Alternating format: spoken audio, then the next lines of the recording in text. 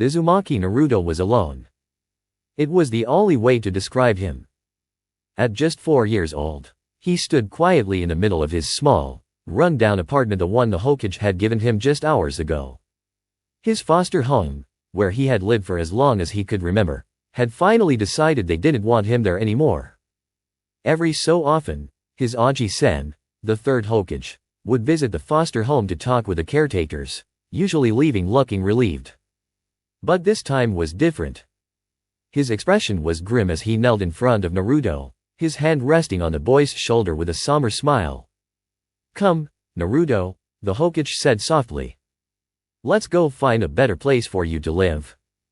Naruto wasn't sure about the idea. He had never lived anywhere else, and this place had been his only home. But his Aji-sen had never led him astray before, so he mustered up the confidence a 4-year-old could and beamed up at him. "Hi, Aji-sen, but only if I can get ramen first." The third Hokage chuckled, ruffling Naruto's hair as they left the foster home behind. "You can have as much as you want." Eating that ramen was the happiest Naruto had felt in a while.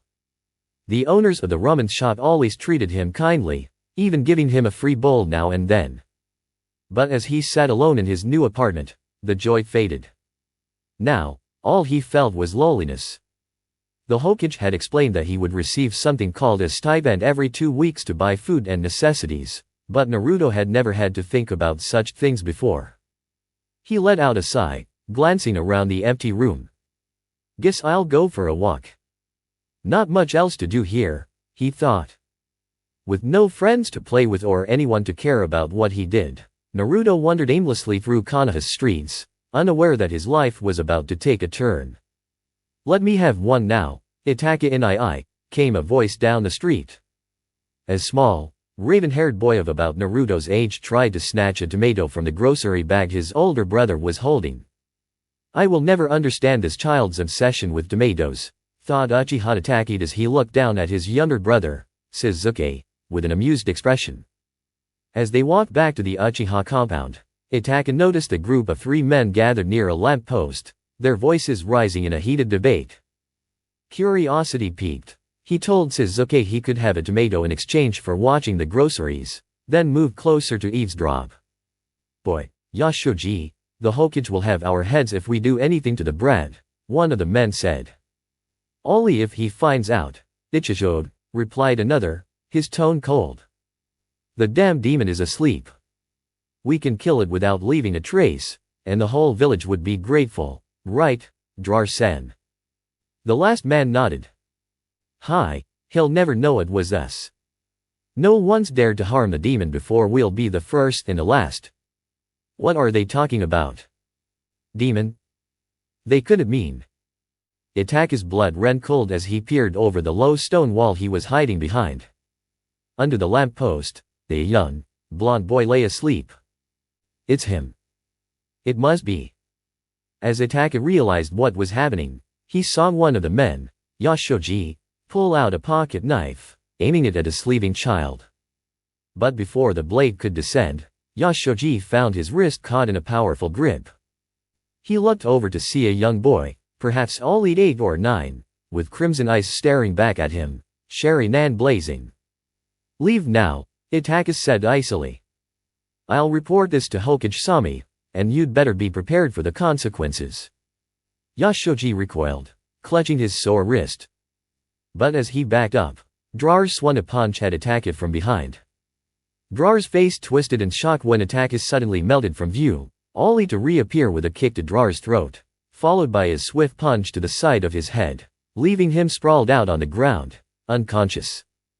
The remaining man, Ichijo, finally broke his silence. "You Uchiha," he stammered, wide-eyed at the sight of Itachi's 3-tomo Sharingan. "Get out of here," Itachi commanded. "Or I might decide to deal with you myself. Then again, that might be merciful compared to what Hokage-san will do to you." Without another word, the 2 conscious men grabbed their unconscious friend and fled, no doubt planning their escape from Konoha. Itachi sighed, shaking his head. "I knew people hated Naruto, but to think they'd go so far as to try and kill him." He started to turn away, only to hear a shout behind him. Oh I. Turning back, he saw the young Naruto, wide awake and looking up at him with awe. You're a ninja, aren't you? How else could you beat up those guys? Itachi couldn't help but smile, though he kept it small and composed. Kneeling down, he gave a short nod. Hi, I'm a Chuunin of our village. Naruto's brow furrowed in confusion. Chuunin? I don't know what that is, but that must mean you're a ninja. He grinned up at Itachi, eyes shining. Itachi looked at Naruto's hopeful face and felt a strange mix of sympathy and respect for the boy, realizing he likely didn't have anyone to talk to. And I-san, what is taking so long? Came a strained voice behind him. Itachi turned to see Sasuke struggling under the weight of the groceries, only to trip and fall face first into the dirt. Naruto burst into laughter, unable to hold it in. Itachi sighed, exasperated for what felt like the 100th time that day, as he helped his little brother up and placed him on his shoulders. Sasuke glared at Naruto from his perch, cheeks flushed, while Naruto flashed a foxy grin at him. As they walked away, Naruto watched them go, his laughter dying down as a feeling of warmth and gratitude filled his heart. For the first time in a long while, he felt a sliver of hope. It's not funny, snapped Sasuke, folding his arms and sticking his nose in the air in a mock snobbish stance. But as he peered down, expecting to see Naruto still laughing, he instead saw the boy looking nervous and apologetic. This took Sasuke by surprise, making him realize that Naruto was genuinely affected. Itachi, noticing the moment, smiled softly and decided to make proper introductions. And what is your name, future ninja of Kanata? Itachi asked, his tone warm and encouraging. Naruto's face lit up instantly.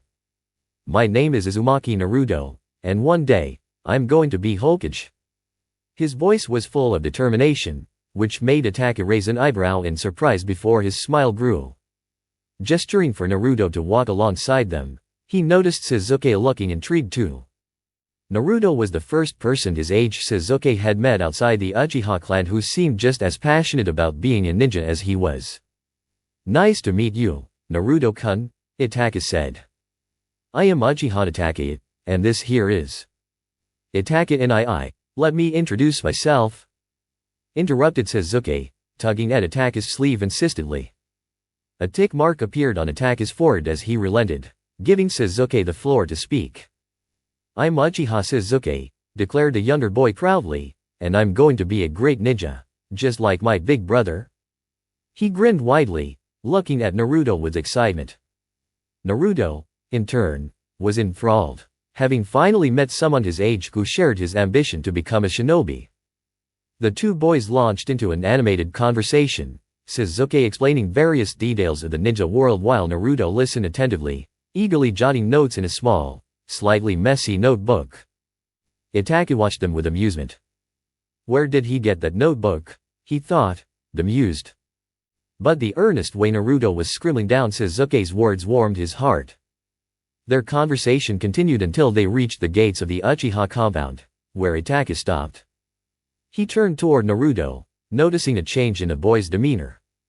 Unlike the excitement he had displayed moments ago, Naruto now seemed hesitant and subdued. He stared at the ground, seemingly reluctant to leave his new friends. Understanding Naruto's uncertainty, Itachi thought for a moment and made a decision. Naruto-kun, he said gently, would you like to join us for dinner? I can walk you home afterward. Sasuke's eyes sparkled at the suggestion. Yes. Come with us, Naruto. Kana-san makes the best nimino stew. He bounced up and down, eager to bring his new friend into their home. Naruto's eyes widened in disbelief, his gaze dropping again. You guys have family. I don't think they'd want me around, he muttered quietly. I should probably just go. Before he could turn to leave, Sasuke hopped down from his brother's shoulders and tackled Naruto, sending both of them to the ground. Naruto let out a surprised bleat and looked up to see Sasuke scowling at him with a playful determination. Hey, don't leave so fast. We're friends now, aren't we? Sasuke said stubbornly, still holding onto Naruto. You can't just walk away from your friends. Naruto looked up at him, blinking through the tears that had started forming in his eyes. Friends? He repeated, his voice barely a whisper. He had never had friends before and could hardly believe what he was hearing. Sasuke, noticing Naruto's surprise, caught his head in confusion. Of course. We're friends now, right? Sasuke said, as if it were the most obvious thing in the world. No way you're gonna just walk off and not talk to us again. Itachi, having observed the scene silently, knelt down beside them with a warm expression. Naruto-kun, he said softly, you're welcome at our home anytime. My mother will be glad to have you join us for dinner, I'm sure of it. And as Sasuke said, you're our friend now. Naruto blinked at him, his heart swelling with a mixture of hope and disbelief. Quickly wiping his tears, he took a deep breath, slapped his cheeks to shake off his disbelief, and gave the Uchiha brothers his biggest grin yet. Hi. I can't wait to try the stew, Sasuke. He exclaimed happily. Good. Sasuke grinned back, running ahead with Naruto. Come on, I'll show you the souvenirs my brother gave me from his missions. Itachi chuckled, gathering the groceries as he followed them at a leisurely pace. He looked fondly at the two boys, pleased to see Sasuke and Naruto bonding so quickly. This is good for both of them, he thought, feeling optimistic. But as he reached the gate, something urged him to look back. His brows rose slightly in surprise. The trees surrounding the Uchiha compound seemed unusually vibrant, as if energized by the presence of the two boys. The garden seemed to bloom brighter, and the air felt filled with a strange, but welcome, vitality. With a small shake of his head, Itachi entered his home, dismissing the thought. Little did he know, this chance meeting marked the beginning of a new chapter in both Naruto's and Sasuke's lives, one that would ultimately reshape not only their futures but perhaps the destiny of the entire shinobi world. 2 years later. Itachi-sensei, look. I can finally do it. Naruto's voice was brimming with pride as he stood, steady as a rock, atop a 20-meter deep lake. He grinned widely across the water at Itachi, his first friend and mentor. It took you long enough, Sasuke smirked, crossing his arms as he watched Naruto from the shore. I finished this exercise 2 days ago. Your control is terrible. He turned back to his kunai target practice, sneaking a look to see if his comment had gotten under Naruto's skin. Boy, Sasuke team, shut up before I come over there and kick your ass. Naruto shot back, then darted with surprising agility across the lake toward his friends. As Naruto and Sasuke's playful banter carried on, Itachi watched silently, a faint smile hidden behind his calm expression. But his thoughts were anything but calm. These kids are geniuses, he mused. Just 9 days had passed since he had assigned the water walking exercise, and both boys had tackled it with determination. Sasuke, ever precise, completed it in a week. But Naruto, despite his immense chakra and the interference of the Nine Tails influence, had done it in 9 days. It was astounding, especially given that Naruto's chakra control should have been nearly impossible to refine at his age. Just like with the tree climbing exercise 3 months ago, Naruto had defied every expectation. If they continue on this path, they'll become splendid shinobi. Itachi. Naruto's shout broke Itachi's train of thought. You promised you'd show us a new technique when we did this. Ah, that's right, Itachi recalled, nodding. A year ago, he had begun teaching Sasuke and Naruto, originally intending to only introduce them to basics, things they'd covered during their first academy year. But the duel was relentless, tackling everything he taught with tenacity. Just 2 months into their training, both boys had begged him to teach them jutsu, strong enough to kick the other village's asses. To quiet them down, Itachi had promised that once they'd mastered erect jutsu, the tree, and the water walking exercises, he'd show them some techniques. Of course, he'd already planned to teach Sasuke the Uchiha's rite of passage, the great fireball technique, once he turned 6. But Naruto's progress had astonished him, especially given that Naruto had initially struggled with a basic jutsu. It was only with the third Hokage's help that they'd found a solution. Flashback. All right, Here goes Bunshin no Jutsu. Naruto's small voice rang out as he attempted the clone technique, with Itachi, Sasuke, and the third Hokage, Sarutobi Hiruzen, watching on. Just as Itachi told me, Hiruzen thought, evaluating the young Uzumaki. Itachi had come to him days earlier, explaining Naruto's difficulty with this one jutsu. As Naruto sighed in frustration, Sasuke's smirk broke into a quiet giggle, watching as Naruto's barely formed clone waddled before dissipating. Hiruzen analyzed the scene, already working out what could be hindering Naruto's progress, considering the child's success with the substitution and transformation techniques. Could you try channeling your chakra for me, Naruto-kun? Hiruzen asked, hoping to see more of Naruto's natural chakra flow. Sure, Ji-san, Naruto replied, calming himself before releasing his chakra. But Hiruzen immediately sensed Naruto was holding back, still showing a chakra level close to that of a true Chunin. Show me your best, Naruto, Hiruzen encouraged, with a gentle but firm tone. Let's see why you're ready to wear this hat one day. The young blonde perked up, his eyes lighting with determination as he pushed his chakra even further. Naruto's fingers slipped into the snake hand sign as he concentrated, a position that felt almost instinctive, something natural. Itachi's eyes narrowed, taking note of his choice. Snake? Itachi thought, observing closely, while Hiruzen called for Naruto to stop. Hiruzen was floored by the chakra levels Naruto had just unleashed. His reserves are above Jounin level, and he's only 5. He thought, bewildered. Knowing it was partially due to the 9 tails sealed within him, Hiruzen approached Naruto, trying to mask his amazement with a calm expression. Kana-san. I can't ever learn this jutsu. Naruto's question was so quiet, so lost, that Hiruzen felt a pang of sympathy. Not exactly, Naruto-kun, Hiruzen replied, kneeling to be eye level with the boy. But I may have a different technique for you. One I think you'll come to appreciate even more. Naruto's face brightened at Hiruzen's words, hope rekindled in his eyes. I'll make him proud someday, he thought with resolve. Flashback end. Itachi sifted through his bag, retrieving the materials he needed for today's training session with Naruto and Sasuke. Unbeknownst to either boy, he had another objective for today, one he'd been quietly investigating for the past 2 years. Itachi had noticed strange phenomena whenever Naruto experienced intense emotions. It wasn't something you could easily miss. Trees would subtly change, becoming more vibrant or strangely withered as if affected by Naruto's moods. The first time, Itachi had dismissed it, thinking it was a coincidence. But as it happened more frequently, he began to wonder if Naruto's chakra was causing these odd occurrences. The day Hiruzen asked Naruto to demonstrate his chakra control had confirmed his suspicions.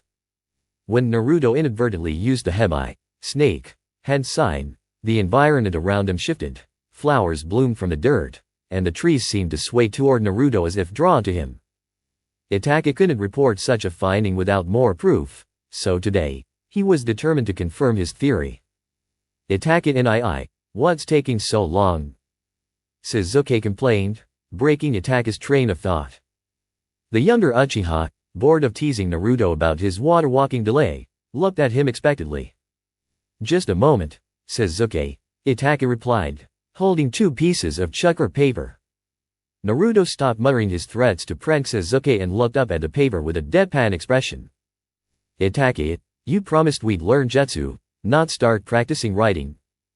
Naruto protested. Itachi's lips twitched in amusement. This isn't ordinary paper, Naruto.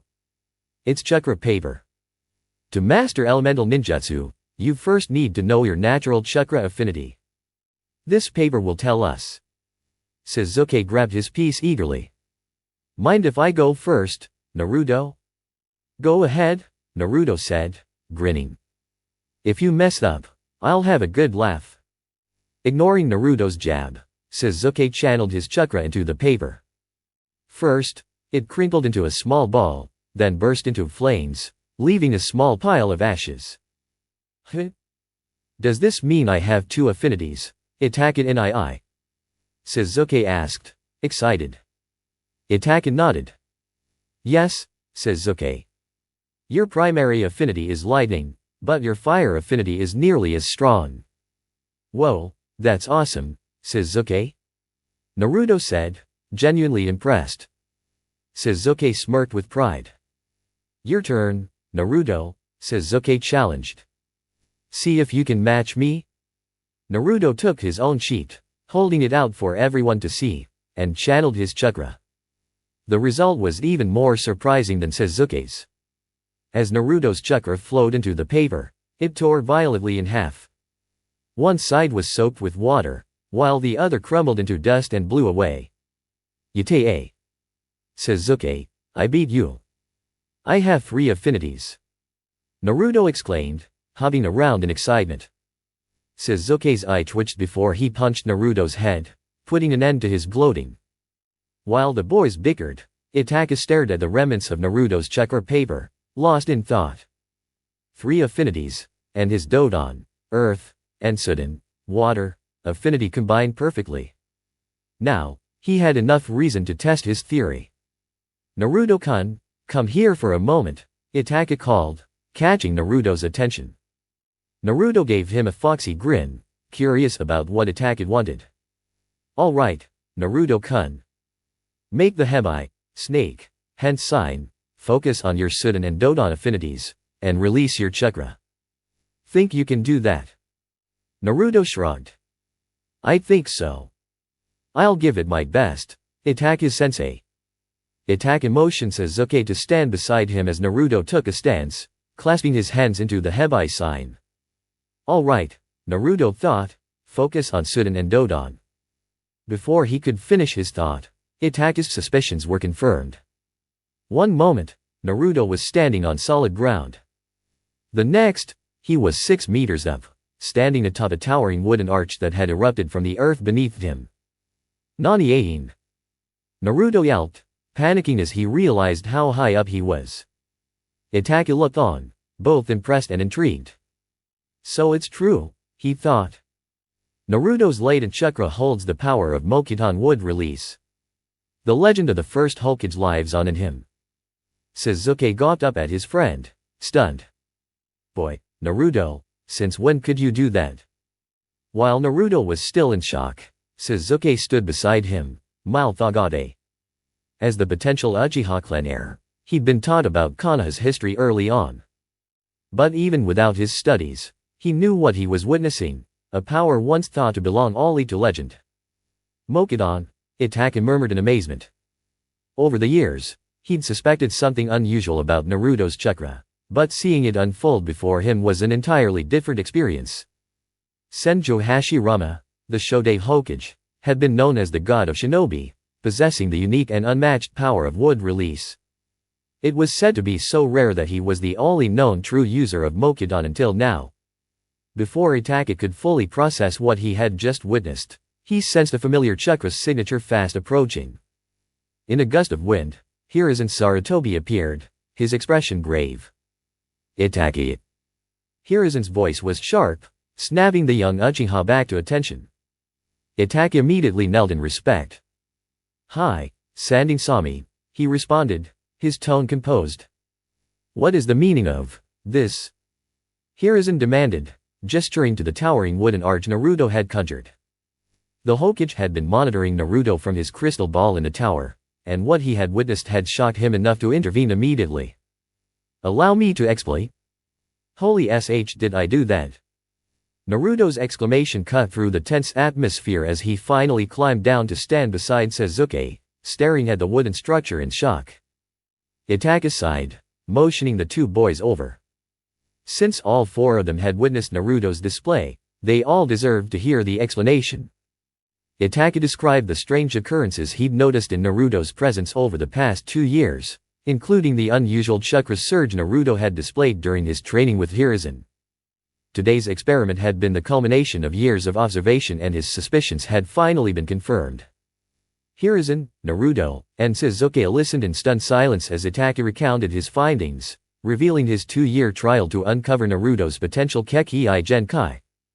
After hearing Itachi's explanation, Hiruzen fixed him with a stern glare. Itachi, why did you not inform me of this sooner? Itachi lowered his head. Forgive me, Sandy-sama. I didn't want to report anything until I had definitive proof. I'll accept any punishment you see fit, he said solemnly. Hiruzen's expression softened, and he sighed. What's done is done. Besides, you're scheduled to join the Umbu in 2 weeks. I'd say that's punishment enough. Rise, Itaki. As the Taka straightened, Hiruzen's gaze shifted to Naruto, who stood staring blankly, still processing the revelation of his rare ability. How? Hiruzen pondered silently. The Uzumaki were distant relatives of the Senju, but for Naruto to possess the Mokuton was nearly impossible, a 1 in a million chance. Beside Naruto, Sasuke watched with growing envy. His best friend had just discovered a Kekii Genkai, a legendary power that rivaled the Sharingan. Clenching his fists, Sasuke swore to himself that he wouldn't be left behind. I won't lose. Naruto and I. While Sasuke wrestled with his resolve, Hiruzen spoke quietly to Naruto about the importance of secrecy. Listen to me carefully, Naruto-kun. Until you're strong enough to defend yourself, you mustn't tell anyone about this ability. If the wrong people found out, they'd come after you and it wouldn't end well. Swear it. Naruto's eyes blazed with determination as he nodded. Hi, Chie-san. I won't tell a soul. Just watch, I'll become strong before you know it. His foxy grin returned, and Hiruzen chuckled. Watching Naruto's enthusiasm, Hiruzen's mind turned to a bold idea. Naruto-kun, what if I told you I know someone who could help you control this ability of yours? 1 year later. Mokuton, Mokun no Gaku Renden, shouted a 7-year-old Uzumaki Naruto, leaping from the treetops in Training Ground 0, one of Kanata's 8 secret training grounds for special forces. As he formed the snake seal, a spear of wood emerged from the tree trunk he had jumped from.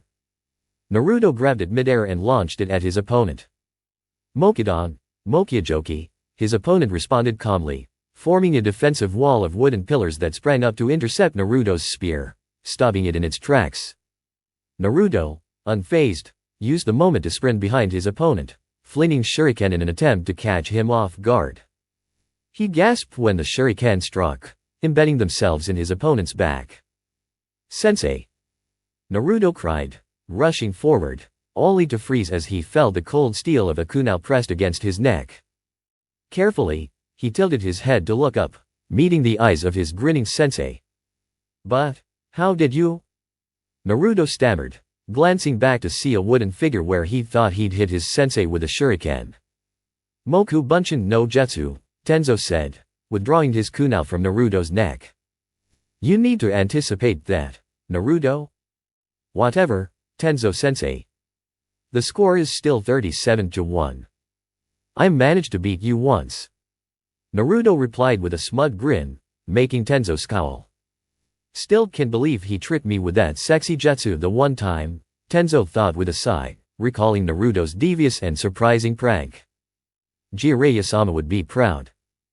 The third Hokage had assigned Tenzo to mentor Naruto a year ago, after discovering the boy's unique ability to use the wood-style Kekii Genkai.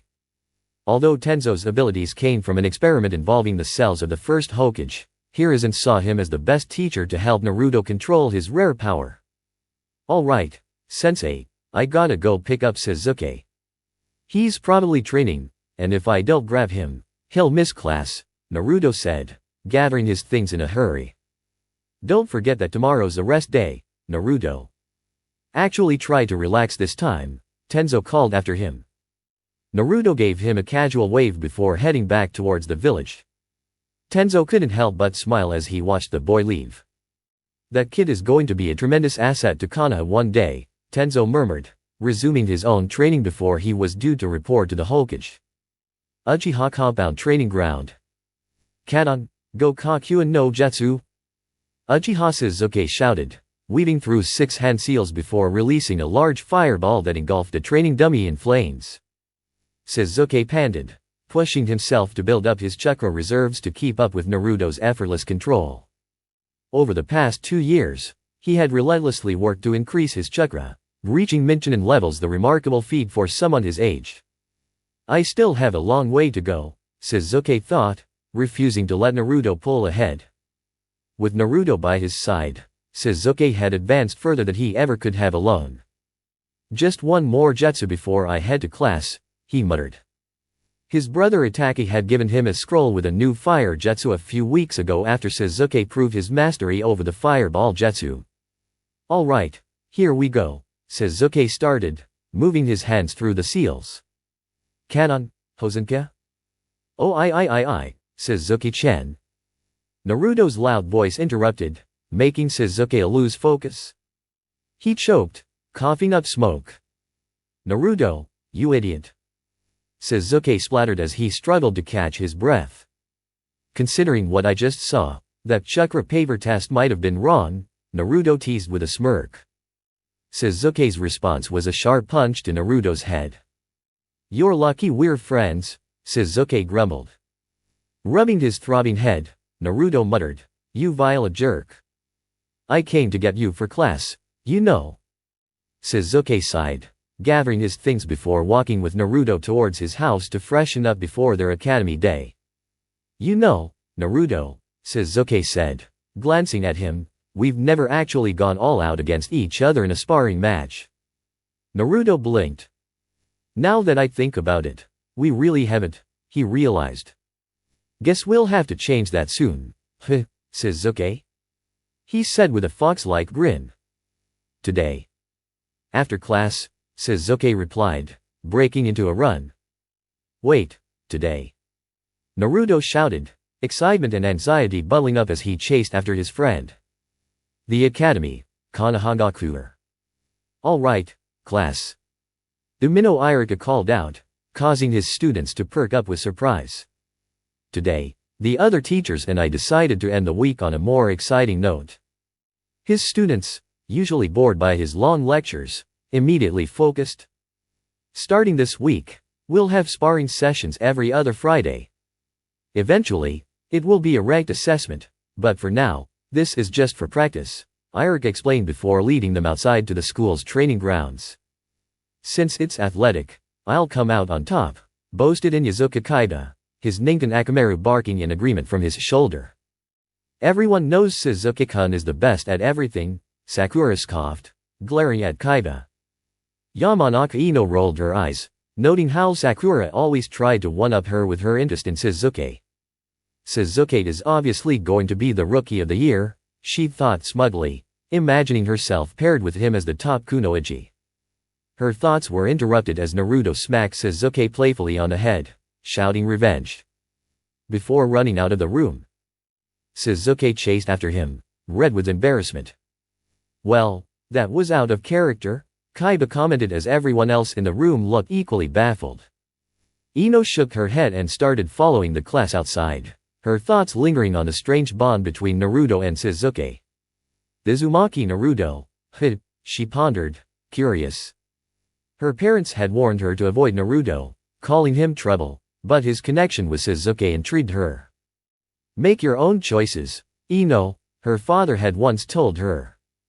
She wasn't sure what he meant at the time, but something about Naruto stood out. Academy's training grounds. Ino arrived at the training grounds to find Shizuke sitting atop a slightly roughed-out Naruto, who was pouting, muttering about Shizuke being a sore loser. As the rest of the class gathered, Iruka began explaining the tournament rules. All right, class, before you arrived, the bracket was already set by random selection. The only ways to win and advance are to make your opponent forfeit or if they step out of bounds in the ring. For the first few matches, knockouts are prohibited, so if that happens, you'll be disqualified. Understood? Iruka asked, and everyone nodded. First match, Side 1, Renji-kun vs. Dai-kun. Iruka called out, as the two boys nervously stepped into the ring. Ino, watching this interestedly, thought, yeah, I'm definitely not paying attention to something this boring. She watched half-heartedly as Dai face planted after a clumsy missed kick-punch combination aimed at Renji. As the matches went on, Ino continued to pay a little attention, too busy gossiping with the other girls about the boys, mainly Shizuke. Next match, Ino-chan vs. Hinata-chan, Iruka called. Alright, let's get this over with, Ino said confidently as she walked to the tournament area.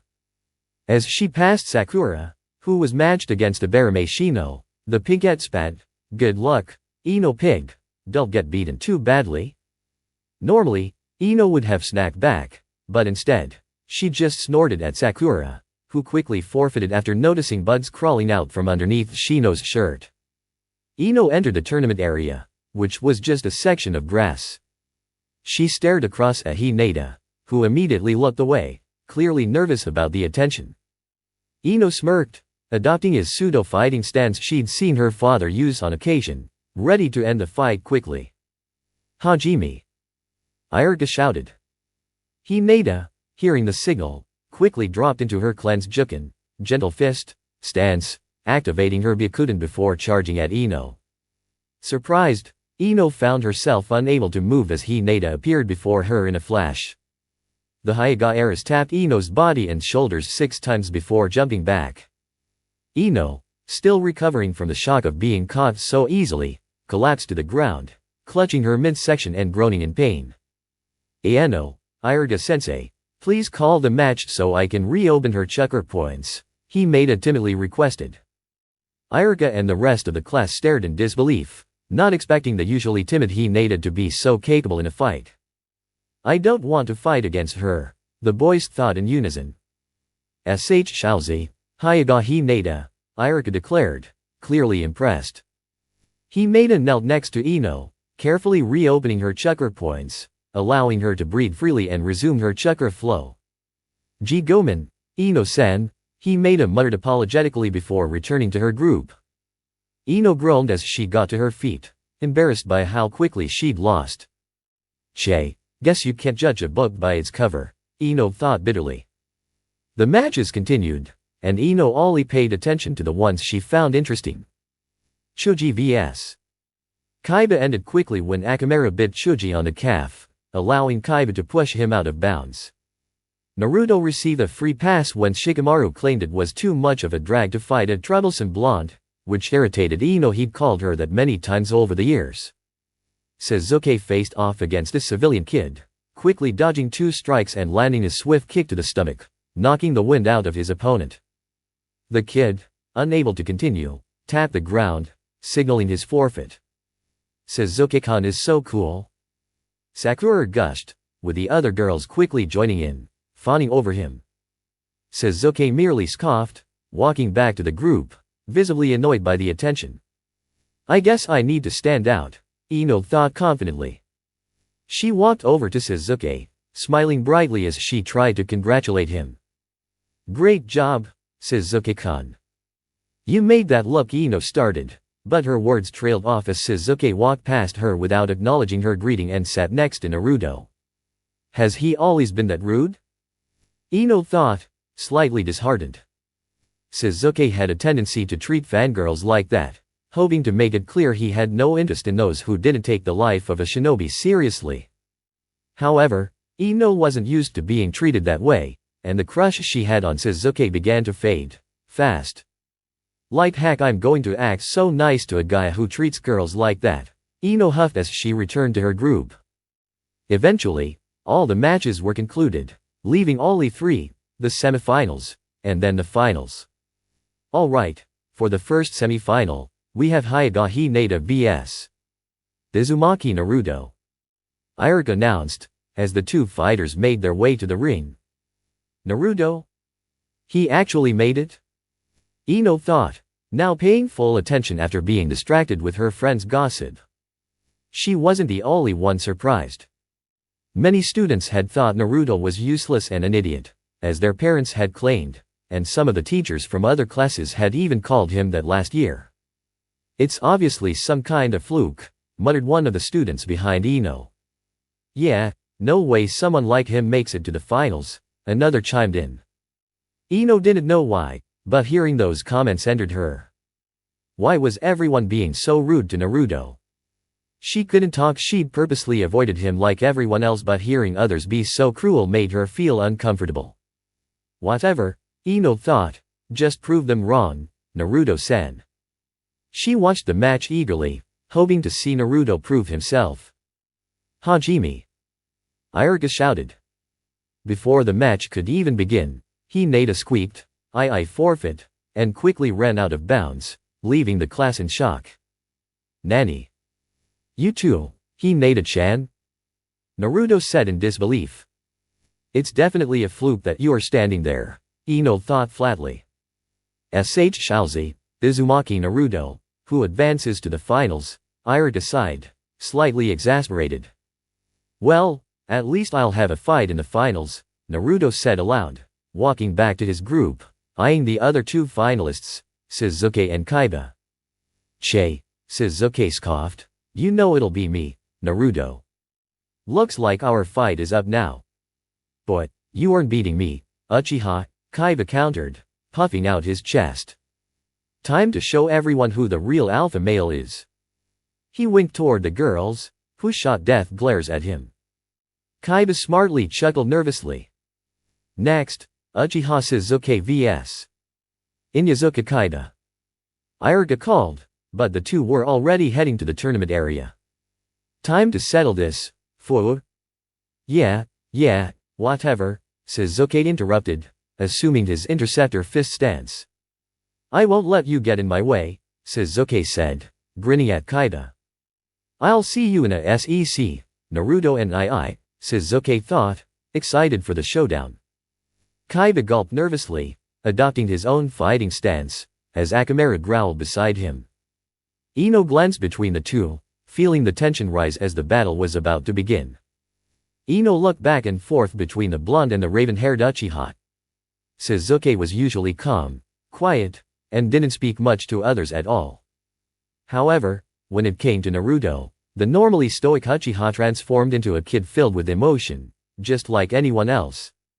Her gaze rested on the Uzumaki, who was hollering and whooping, telling Shizuke to kick that dog breath's ass, and for once, probably the only time ever, the Shizuke fan club was in complete support of Naruto. What makes you so special, Naruto-san? Hajime! Iruka exclaimed, leaping away from the two competitors. The fight was over in a flash. As soon as Iruka called the match to start, Shizuke blurred over to the Inyazuka, launching a rapid string of punches and kicks at him. Kaiba, who hadn't seen this level of ferocity from Shizuke in earlier matches, was caught completely off guard. However, to his credit, he was able to dodge and block about 65% of the barrage Shizuke dished out. Not willing to let Shizuke take control of the match, Kaiba threw 3 quick jabs aimed at Shizuke's ribs and jumped back, trying to create some space as he breathed heavily. He sure does hit hard, Kaiba groaned to himself, clutching his stomach, which had taken the brunt of Shizuke's strikes. His forearms were starting to feel numb from the power behind Shizuke's fists. Seriously, how did he get this strong? Kaiba asked himself, trying to catch his breath. He had been training for years now, thanks to his ninja lineage. While he knew Shizuke was also highly trained, the difference in their strength was a serious blow to Kaiba's pride. Eruf, Akamaru yipped from atop Kaiba's head, bringing the boy back to the fight. His opponent was standing across the arena, smirking at him. Kaiba glared at Shizuke and shook his head, as if to clear the pessimistic thoughts from his mind. This fight isn't over. I can still win this, the Inyazuka heir thought proudly, as he and Akamaru prepared themselves for a counterattack. Shouza, Uchiha Shizuke, announced Iruka, as Naruto and the Shizuke fan club cheered. Kaiba turned to Iruka, clear anger flashing across his face. What do you mean he won, Iruta-sensei? I haven't given up. Kaiba argued breathlessly. Boy, check your feet, dog breath, Naruto called out, as he began stretching, preparing himself for the final round. Sure enough, when Kaiba checked his feet, his left foot was past the white line, signaling he was out of bounds. Kisso!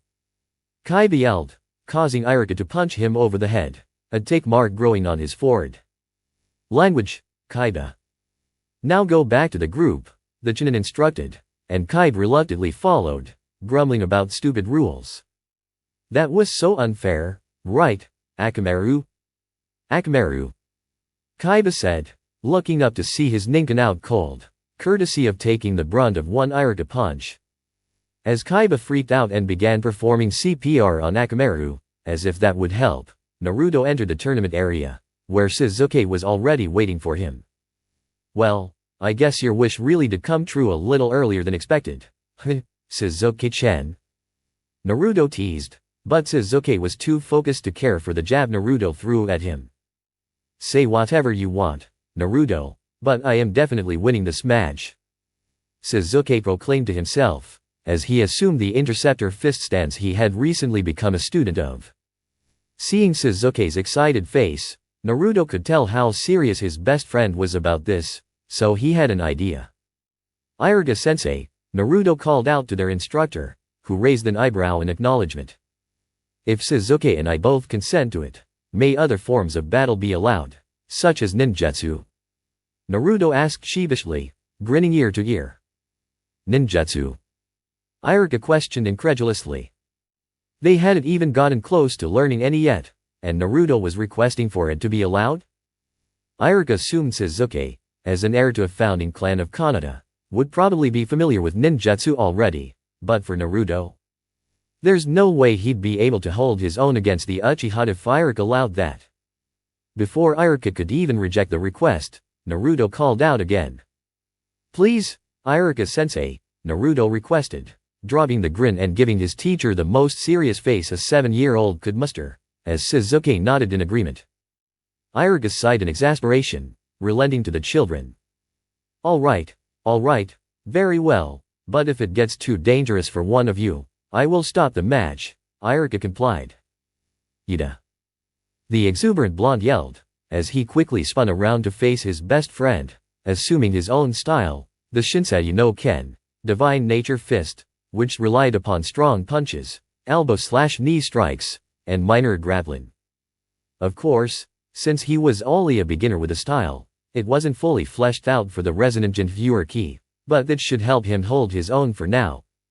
Ino, who looked on at the impending battle in front of her, couldn't help but begin to have doubt in the blonde, as well as everyone else.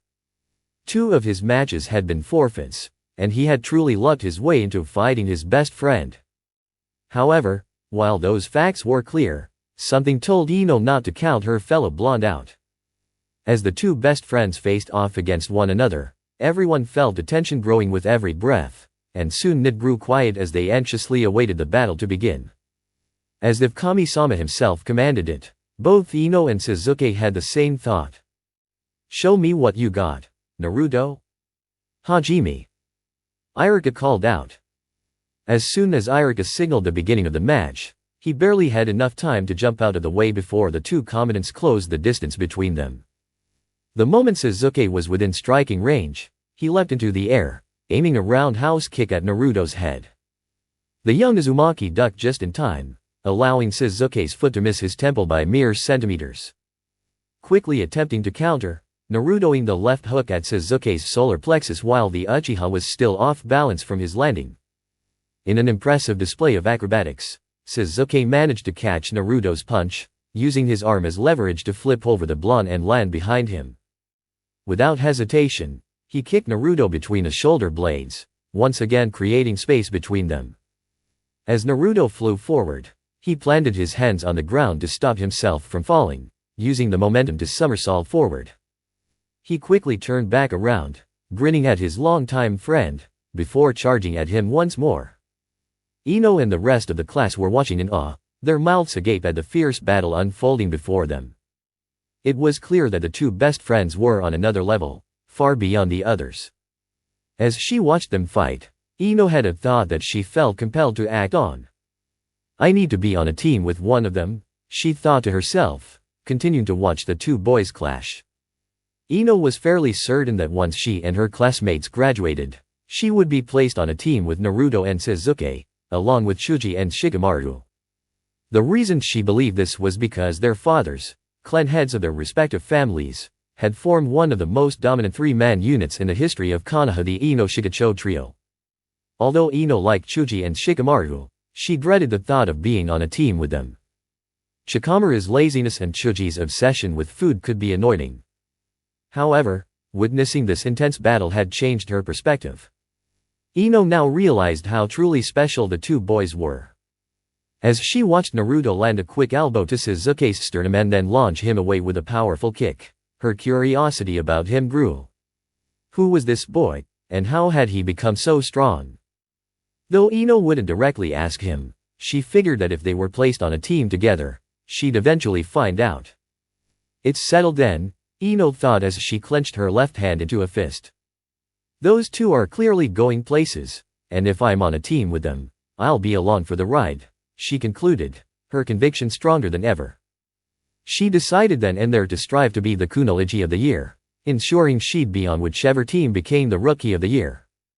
Preferably the one that isn't a jerk, Ino added with a petty thought, before his sudden shout broke her concentration and snapped her attention back to the fight. Naruto groaned as he picked himself off the ground after Sasuke nearly knocked him out. Trying to buy himself some time, Naruto grinned at his friend, who was standing on the other side of the arena, preparing to continue the battle. I think it's about time to take this up a notch, Sasuke-chan, Naruto called out as he raised his arms and formed a single hand seal. Kage Bunshin no Jutsu? The blonde shouted, and 5 other versions of Naruto appeared, rushing towards the Uchiha. Sasuke grinned, mentally thanking Naruto for asking Iruka to allow ninjutsu. He probably asked for it because of me, Sasuke thought as the clones closed in on him. Naruto knew that for Sasuke to consider this a true battle, they needed to use ninjutsu. However, he also knew he couldn't reveal his Mokuton abilities. Doing so would expose him to his classmates and Iruka, making him a liar to the Sanome, which was something he couldn't allow. As a result, Naruto had to rely on just a few jutsu, including Kage Bunshin and 2-year rank jutsu he had learned 2 years ago. This fight has to end before Sasuke realizes I'm not using Mokuton, Naruto thought as his clones swarmed Sasuke. Sasuke, seeing the clones rushing at him, immediately began running through the hand seals for his jutsu. Here's the jutsu you made me cough on, Naruto. Let's see if you'll still question my affinity after this. Sasuke thought as he finished the last hand seal. Kanon, Hosenkan no Jutsu? Sasuke bellowed as he spat out a volley of small fireballs, each one racing toward the Kage Bunshin. The clones tried to dodge the fireballs, but Sasuke controlled them with his chakra, causing every clone to dispel upon impact with his jutsu. Smirking, Sasuke looked over to where Naruto had been standing, expecting the other boy to be shocked by the display of power. But when he looked, Naruto was no longer there. A chill ran down Sasuke's spine as the hairs on the back of his neck stood on end. Something was wrong. Sudden, Mizu Ramen no Jutsu? Naruto called out as a jet of water shot from his mouth, heading straight for Sasuke. Crap, Sasuke muttered as he attempted to dodge the water jet. Unfortunately, he wasn't fast enough, and the water clipped his left shoulder, sending him flitting through the air before crashing to the ground. Groaning and clutching his shoulder, Sasuke glared at the silhouette of his best friend, who was looking at Iruka, silently asking him to call the match. Sasuke was about to close his eyes in acceptance, but then his eyes snapped open. He shot to his feet, furious at himself. He hasn't even used Mokuton, Sasuke realized, growing more upset with himself. He would not let himself be beaten by Naruto without trying his hardest. Naruto, relieved to see Sasuke go down, started to approach Iruka to ask him to call the match, but his instincts made him dodge to the right just in time as a fist whizzed past his head. Oh hell, Naruto began, only to be interrupted as a knee slammed into his sternum, knocking the wind out of him. He was kicked away to the side of the arena, almost rolling out of bounds. We're not done yet, Naruto, Sasuke managed to say between labored breaths as he ran through hand seals once more. Crap, crap, crap, Naruto thought as he scrambled to get up. Sasuke's next move would likely be the finishing blow. Knowing that Sasuke knew about his one defensive jutsu, the one that required Mokuton, Naruto realized that Sasuke was trying to push him to use it, but the blonde had no intention of revealing his abilities. Not yet. Sasuke's eyes narrowed with determination, pouring more chakra than necessary into his next jutsu, intent on ending the fight. Kanon, Gokaku no Jutsu? Sasuke shouted, unleashing the largest fireball he had ever produced.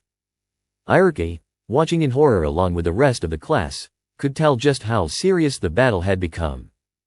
He saw the massive fireball headed towards Naruto and instinctively yelled, "Sasuke, dulled." But it was too late. As the fireball streaked toward him, Naruto quickly completed his hand seals and called out his final defensive jutsu. "Thanks, Tenzo-sensei," Naruto thought, preparing for the confrontation that lay ahead.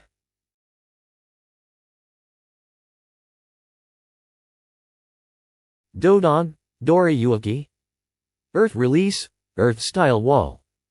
Naruto, however, was a little late in casting his jutsu, and the explosion's force knocked him back by 4 meters. As the Uzumaki got up from being blown back, he looked down and sighed, a small knowing smile creeping onto his face. Iruka, who had been watching the battle, saw the smoke and debris clear. Sasuke leaped from the remains of Naruto's earth wall and started heading toward the other boy. However, as Iruka's gaze landed on Naruto, he immediately knew the match was over. "Shouza, Uchiha Sasuke?" Iruka called out. For a few seconds, after Iruka declared the match, there was complete silence, the only sound being the faint crackling of fire still lingering on the battlefield.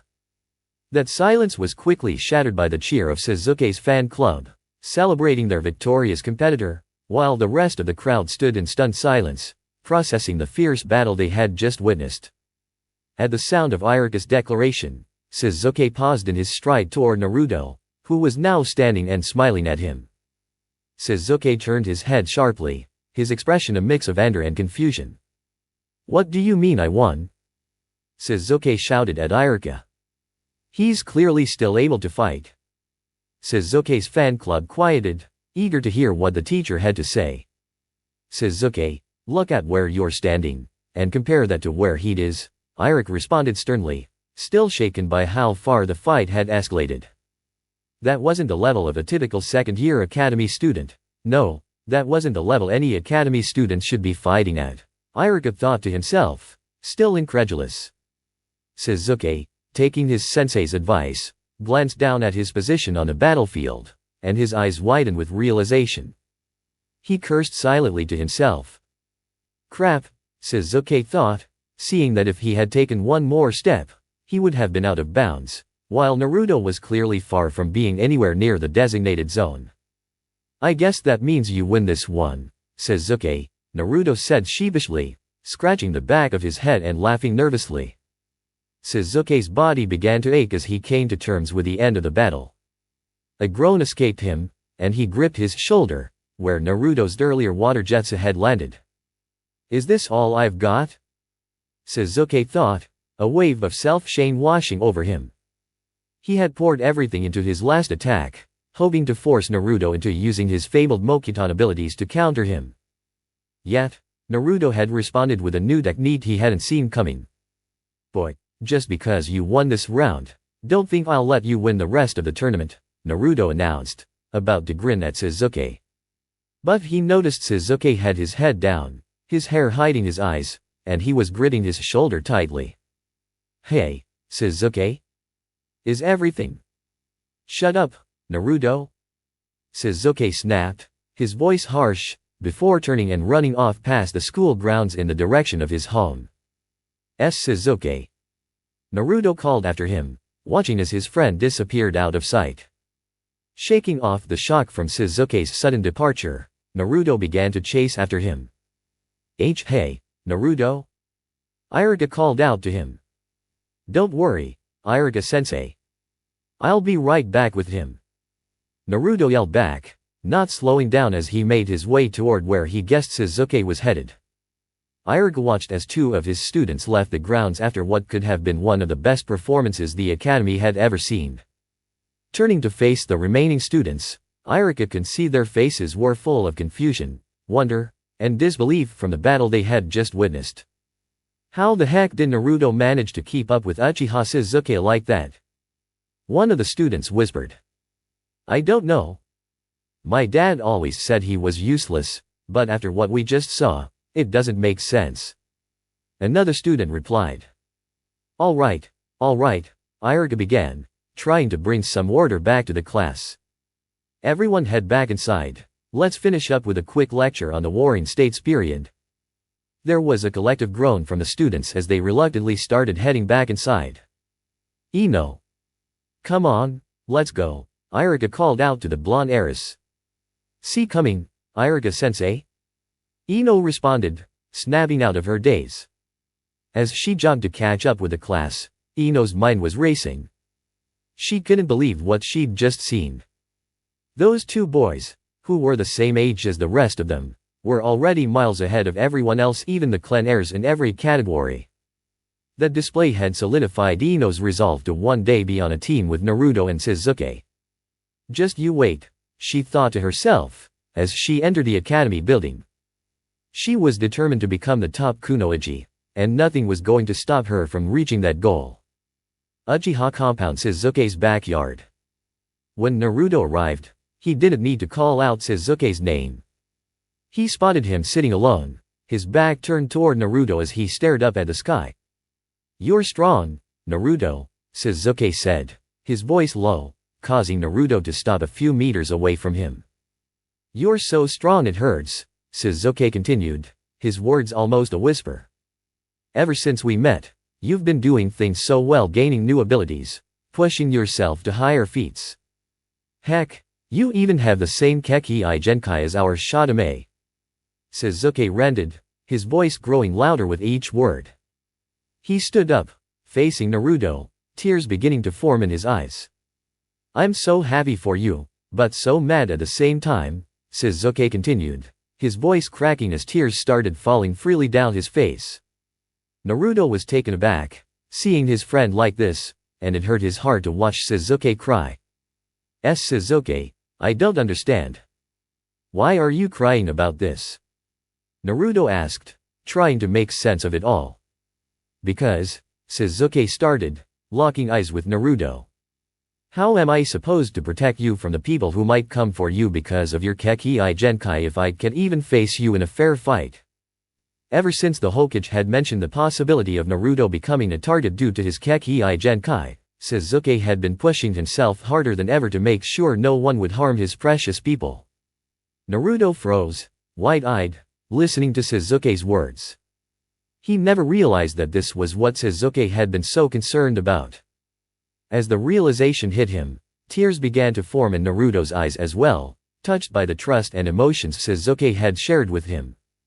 Forget I said that, Shizuke muttered, quickly turning away to rub at the tears on his face. He couldn't believe he had just said something so embarrassing to his friend. But before he could fully turn around, Naruto rushed forward and pulled Shizuke to a tight bear hug. Hey, what the heck? Get off me, dope! Shizuke protested, trying to push Naruto off of him. You're strong, Shizuke, Naruto suddenly blurted out, his head resting against Shizuke's shoulder as he held him tightly. Shizuke's struggles slowed as he listened to the words. You're so strong. And if that match hadn't been called off, I know I would have had to use my Kekii Genkai against you. And you don't even have your Sharingan yet, Naruto continued, his voice filled with admiration and warmth. I pushed myself every day because of you. You and Ataka saved me those few years ago, and because of that, I've been able to get as strong as I am. I have a purpose now, and that's to keep you both safe. At first, my only goal was to become Hokage, so that everyone would look at me the same way they do Hokage Taji, but because of you two, now I'm going to become Hokage to protect you. Naruto declared with a fierce determination, pulling back from his best friend, who stood there, gazing at him in awe. You are strong, Shizuke. But as long as I have the drive to protect you, I'm going to keep getting stronger myself. So, try to keep up if you can, Naruto added with his trademark foxy grin. Shizuke stood still for a moment, looking at Naruto, before he suddenly turned and walked into his home. Ah, Shizuke, wait, crap, Naruto muttered, worried he might have said something to upset his friend. But before he could go after him, Shizuke came back out, holding a small knife, 2 sake cups, and a bottle of sake.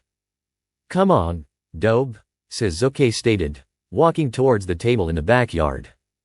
What the heck are you doing with that? Isn't that your mom's happy juice? Naruto questioned skeptically. Over the years, he'd seen Sasuke's mom drink from bottles like those and act hilariously silly, which always made Naruto laugh. Oh, shut up, Sasuke sighed as he set the items down. He then began pouring the sake into the cups, filling them before sliding one towards Naruto. Before Naruto could ask, Sasuke suddenly grabbed the small knife and stabbed it into his hand, making a deep cut. He winced from the pain and let out a yelp. What the Sasuke? Naruto exclaimed, rushing forward. Stop. Sasuke gritted through his teeth. Maybe he went a little too far with the cut. Naruto halted in confusion, unsure what Sasuke was thinking. Was he losing his mind?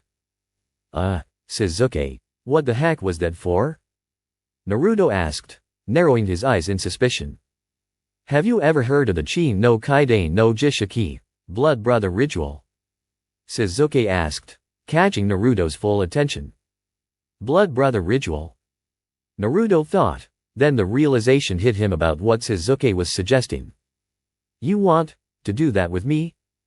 Naruto asked, stunned. A ritual like that was serious, and for Sasuke to initiate something like this was almost beyond comprehension. No, I just stabbed myself for fun, Sasuke replied sarcastically, handing the knife to Naruto. Naruto took the knife gingerly, his hands trembling as he held it. Brothers. He really wants to be mine. Naruto thought, his heart swelling with emotion. Sasuke, still bleeding, seemed to know what was going through Naruto's mind and quickly assured him. What you said made me realize something, Sasuke continued, voice slightly strained. Why protect each other separately when we can protect each other and our home together? Besides, I've already thought of you as my brother all this time. Let's make it official. Naruto was taken aback by the sincerity in Sasuke's words. Without another thought, he plunged a knife into his own hand, mimicking the cut Sasuke had made. Ah, Kami-sama? Naruto gasped, the pain making him stagger. The two boys, unaware that the ritual only required a thin line of blood instead of deep cuts, steadied themselves. Once the pain subsided, Sasuke grinned at his friend, holding his sake cup in his right hand. Naruto mirrored the gesture. Thank you. Sasuke and Naruto thought, his heart full. Watashi waen ni anata ochai de kairu, watashi no kyode, the two said in unison, clasping their bloodied hands together, and drinking the sake. From the small wooded area behind the clan head's house, Uchiha Itachi watched with interest as his younger brother and Naruto completed the sacred ritual, marking their bond as brothers. Itachi hadn't been able to visit as often due to his responsibilities with the Anbu, and internal unrest was brewing within the clan. There were serious issues between his father and the Hokage, and Itachi had been working to mediate, though he feared that conflict would soon escalate. Sighing, Itachi turned away from the two boys, who were growing in pain over their self-inflicted wounds. He had a meeting with the Hokage and couldn't afford to be late. However, as he left the compound, Itachi smiled in quiet gratitude towards Naruto. Watch over my Otaudo, Naruto-kun. I'm afraid I don't know how much longer I'll be able to. 1 year later. Can you believe we're already in our 3rd year of the academy, Sasuke? I don't see the point in staying here until the regular graduation. We should take the early exam, and I-san. Uchiha Sasuke was beginning to grow impatient. Naruto, his best friend turned brother, and he were prodigies.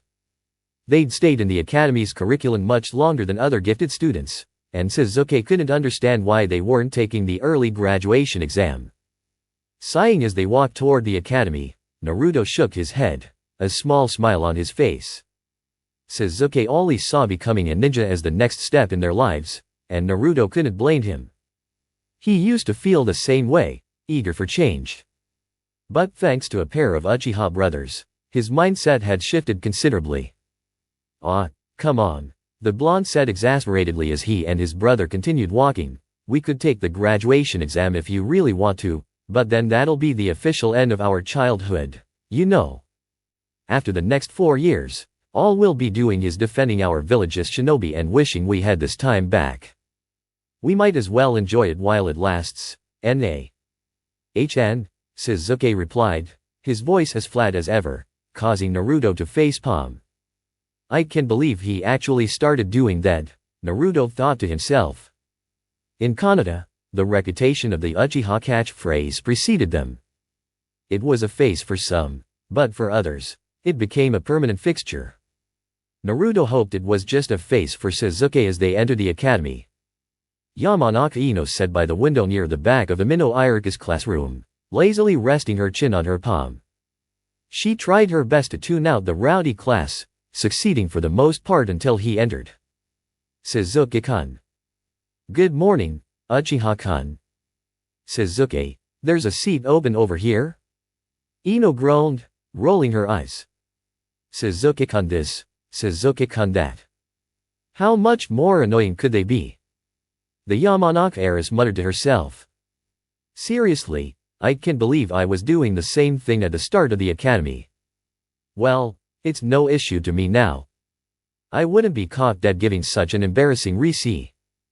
Pardon us, an irritated Sasuke spoke aloud, startling Ino, who whipped around, confused about who had addressed her. Spoke too soon, she thought to herself, feeling her cheeks heat with embarrassment. What do you want? She asked rudely, anticipating some sort of stuck-up remark. Sasuke raised an eyebrow, sensing the clear distaste coming from Ino. However, before he could speak, his brother stepped forward, a large grin on his face. Good morning, Ino said. Sorry to startle you. Do you mind if Sasuke and I sit here? Every other table has someone we'd rather not sit next to or only one seat available. Is that okay? Ino immediately lost a look of distaste and turned back to the window, attempting to hide her rending face. Yeah, I guess that's fine, she muttered. Arigato, Naruto said as he slid into the middle seat, followed by Sasuke taking the final one. Across the room, the young heiress of the Hyuga clan watched, her face downcast, as she gazed at Naruto talking to Ino. It's fine, she thought, I'll have more opportunities to meet Naruto-kun formally. It was clear this wasn't the first time such a scenario had occurred for the shy girl. As the class continued its typical chaotic antics, Iruka entered, looking more energetic than usual. Good morning, my future Shin. Iruka couldn't even finish his warm welcome before the noise from the students drowned him out, causing the teacher to grow irritated. Quiet. Iruka exclaimed loudly, using chakra to enlarge his head slightly, amplifying his voice. The students, now accustomed to his signature big head jutsu, immediately sat down. With everyone now quiet, they waited for the lecture to start, mentally preparing for the usual boredom. But the lecture never came. Iruka leaned on the edge of his desk, grinning at his class. Well, I would have loved to start out this way with you all, but now that I have your attention, there are some internal issues and staff assignments that most Churyunin senseis need to attend to, so for today only, class is hereby cancelled. I'll see you all tomorrow. Please be safe as you. Iruka didn't even get to finish his farewell before the students erupted into cheers, running out of the classroom with Kaiba leading the pack. Idiot, Ino thought to herself as she watched Kaiba's Ninken lead the horde of kids out of the room. I guess I should head out too, she decided. However, the kids at her table were still there, and as she packed up, she couldn't help but overhear their conversation. Ida, no school today. Boy, Sasuke, let's go to training ground 4. Apparently, there's a really nice forest there with an open field in a center, and I need to work out some things in my ninjutsu. Naruto exclaimed, shaking Sasuke's shoulders animatedly.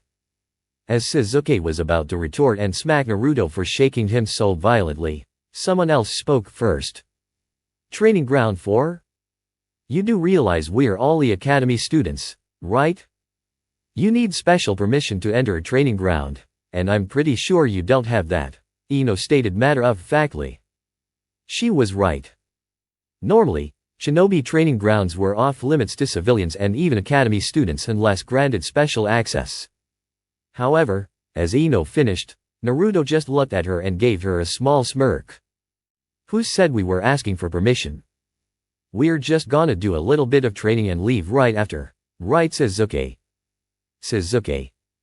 Naruto turned to look at his brother, only to find him missing from the chair he had just been sitting in. In his place was a small note. Naruto grabbed the note, and Ino peered over his shoulder, curious about where Sasuke had disappeared to. Naruto read the note aloud, his eyes narrowing slightly. "Sorry, Nai-san, I'm not sparring with you today. You'll distract me. I'll see you at dinner." Arg, Naruto exhaled in frustration, crumbling the note and tossing it behind him. He had planned to seriously train today and not mess with Sasuke. It's not his fault Kami blessed him with the ability to grow roots out of the ground that could easily trip up or mess with Sasuke for fun. "Too bad he bailed on you," Ino giggled, stifling her laughter. Somehow, the blonde boy had a way of making everything he did comical. "Boy, it's not funny. I really needed a training partner today so that Naruto trailed off as he slowly turned to face his fellow blonde. Ino, noticing his slow turn, had a sinking feeling in her stomach. As he fully turned to face her, he grinned his signature foxy grin. "Inuabur." "No," she began, standing up, preparing to leave. "There's no way I'm gonna let you convince me." 30 minutes later. "He really convinced me," Ino deadpanned as she sat defeated in the clearing of Training Ground 4. "Whoa," Naruto vocalized as he looked around, amazed by the expansive training ground. The trees surrounding the area were towering giants, clearly the main attraction. A small pond sat alongside the central clearing, offering ample space for shinobi to spar and perfect their jutsu. "It's beautiful," Ino said aloud, momentarily standing still to admire the area. Truth be told, she was nervous. Ino was what most would call a good girl. Adults adored her, and she always followed the expectations of a future clan leader. But today, she was doing something extreme, something outside her comfort zone. She didn't even know how they got here. When they arrived near the training grounds, Naruto simply told her to hop on his back, and he'd sneak them in. It took a bit of convincing, considering this was the first real conversation they'd had, but here they were. Now the question was, what exactly were they going to do? "All right, I'm going to warm up real fast," Naruto announced. "After that, we can spar and see how much training we can get done." Ino muttered as she began her basic stretches. "Since I'm here already, I guess I have no choice. Especially since if I try to leave, I'll get lost without him," she thought to herself. Ino continued with her warm UPS, following the techniques her father had taught her. She turned her back on Naruto, half expecting him to be watching and absorbing some of her clan's training methods. But when she stole a quick glance over her shoulder, she froze in shock. Naruto, the resident Mokuton user, was clinging to one of the trees, doing rapid push UPS in sets of 20. After each set, he ran the entire length of the towering evergreen and repeated the process. "What am I doing here?" Ino thought, her expression deadpan. The next 5 minutes passed in a blur until Naruto finally landed on the ground, jogging towards her with a bright smile. "All right, I feel loose. You ready to spar?" he asked, still wearing that ever-present foxy grin. Ino took a moment to consider. She had seen Naruto fight before, nothing too spectacular, judging by their academy tournaments. But she suspected he might be holding back. After all, she couldn't forget the fight between Naruto and Sasuke during their first tournament.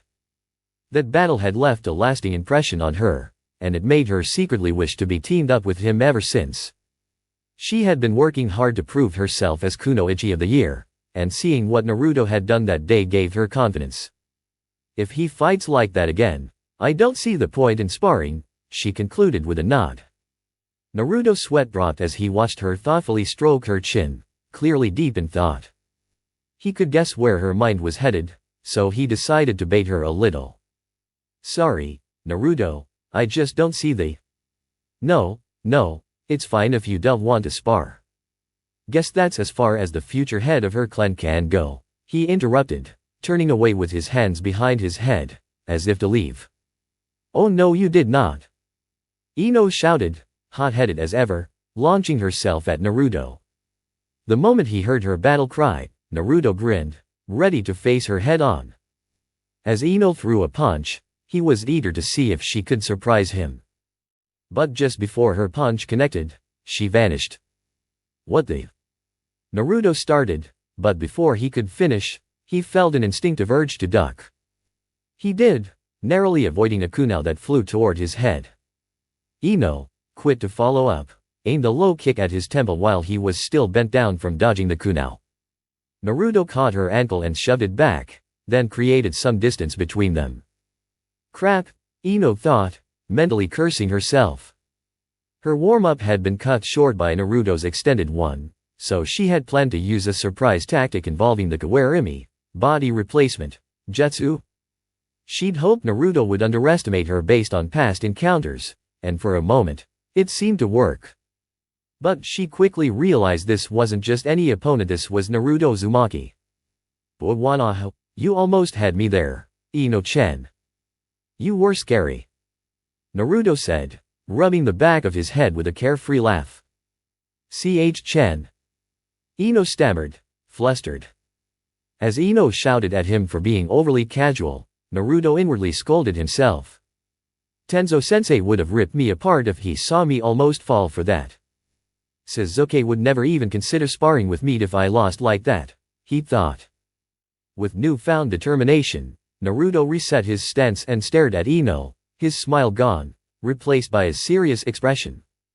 He had learned his lesson: never underestimate an opponent. Forgive me, I'm still fleshing out my taijutsu style, he said, his voice calm and steady.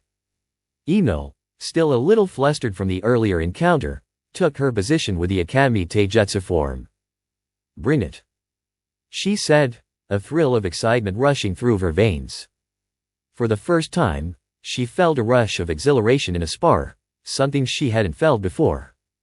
Maybe I do have a shot here, she thought. Here I come. 10 seconds later.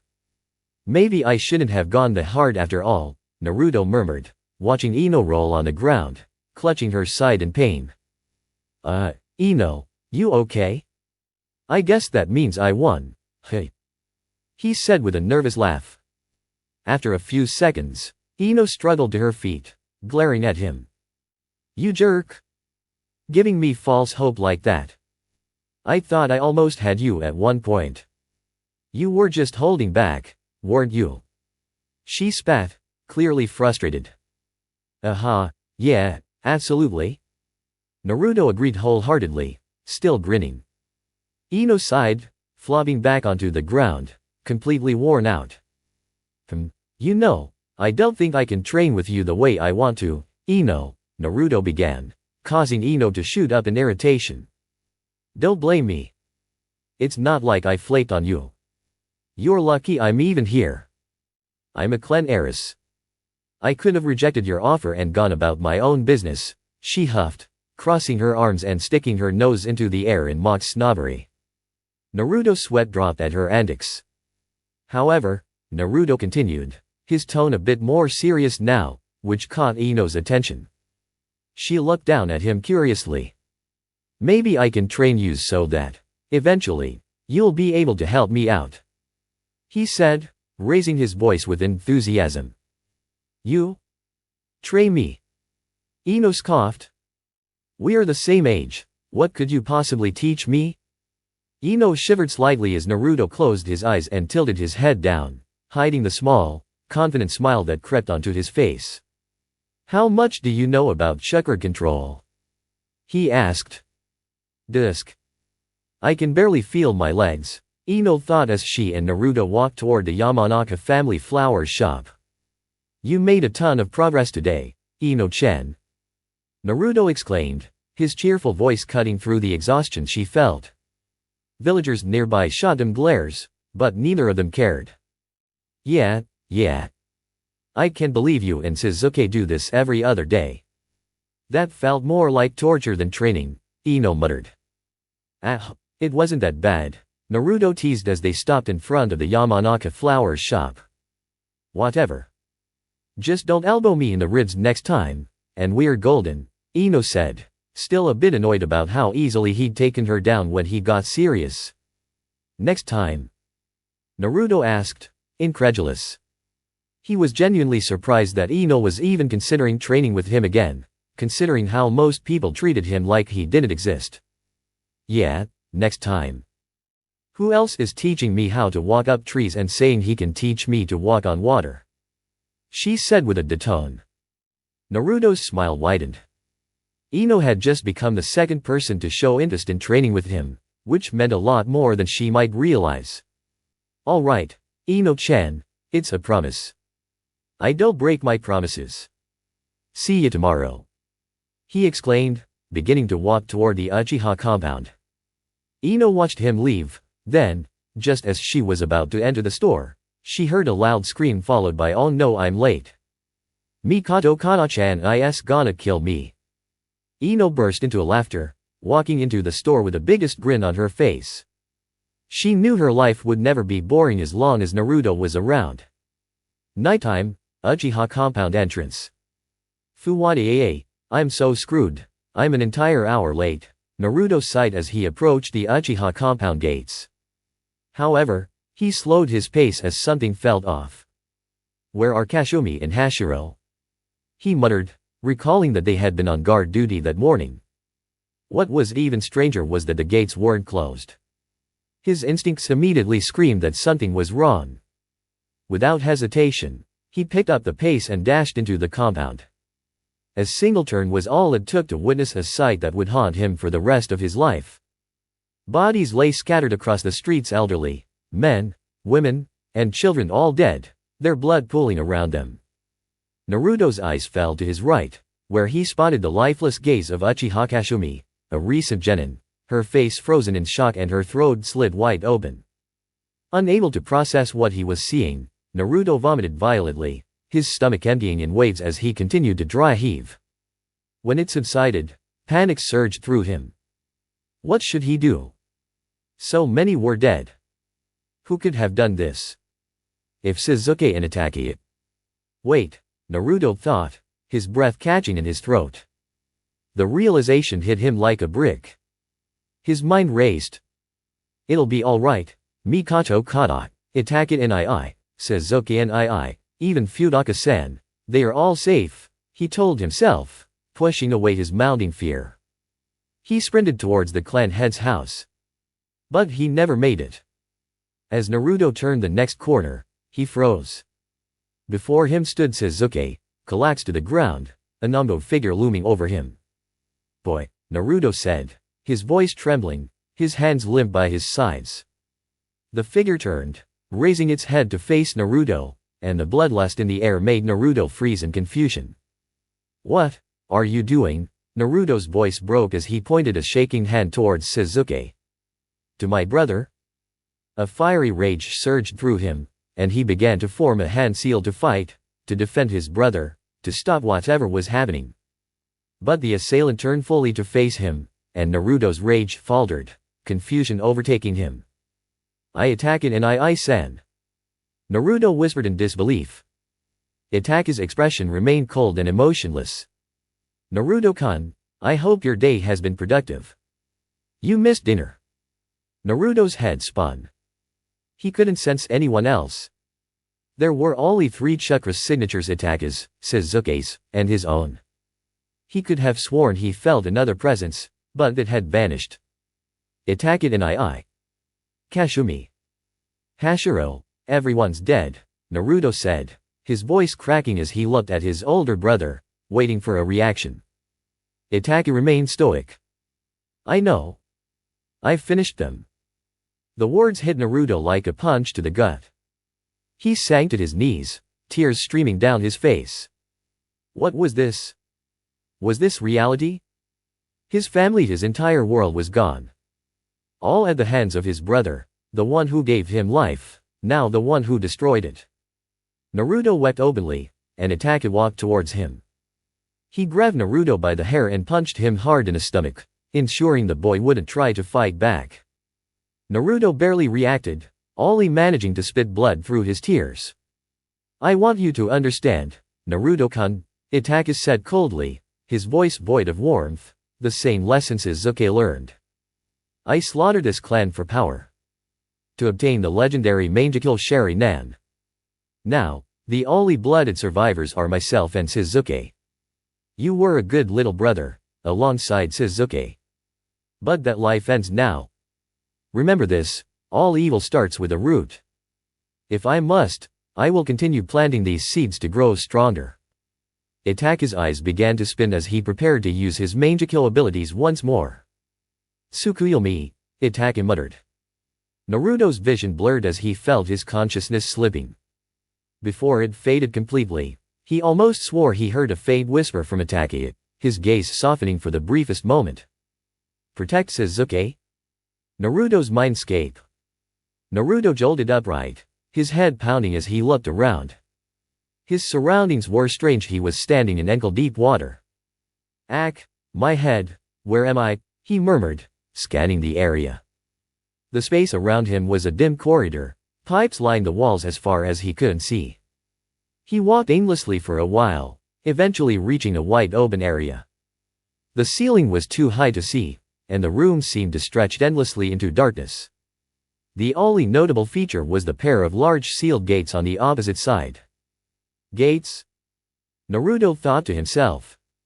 He approached cautiously, and as he got closer, a glowing red feral eye easily 4 times his size opened, staring straight at him. "Kahihi, so I am finally given the pleasure of meeting my warden," a booming voice said sarcastically as the eye stared at him, unblinking. What are you?" Naruto stammered, too terrified to move but refusing to back down. "The demon who just saved you from days of suffering," the voice snarled as a massive figure began to emerge from the shadows. Naruto's eyes widened in disbelief as 2 glowing red eyes appeared, rising higher and higher before the full figure was revealed. "The 9 tails, Kyuubi no Yoko." "Kyuubi no Yoko?" Naruto whispered, awestruck. "That's his reaction?" the Kyuubi thought, surprised by Naruto's calmness. He had expected screams or the boy to flee, but no, just the words "the Kyuubi." "Che, whatever," the Kyuubi muttered as he stepped forward. "You owe me, the key. If I didn't hate the Uchiha so much, I would have let you suffer through that genjutsu."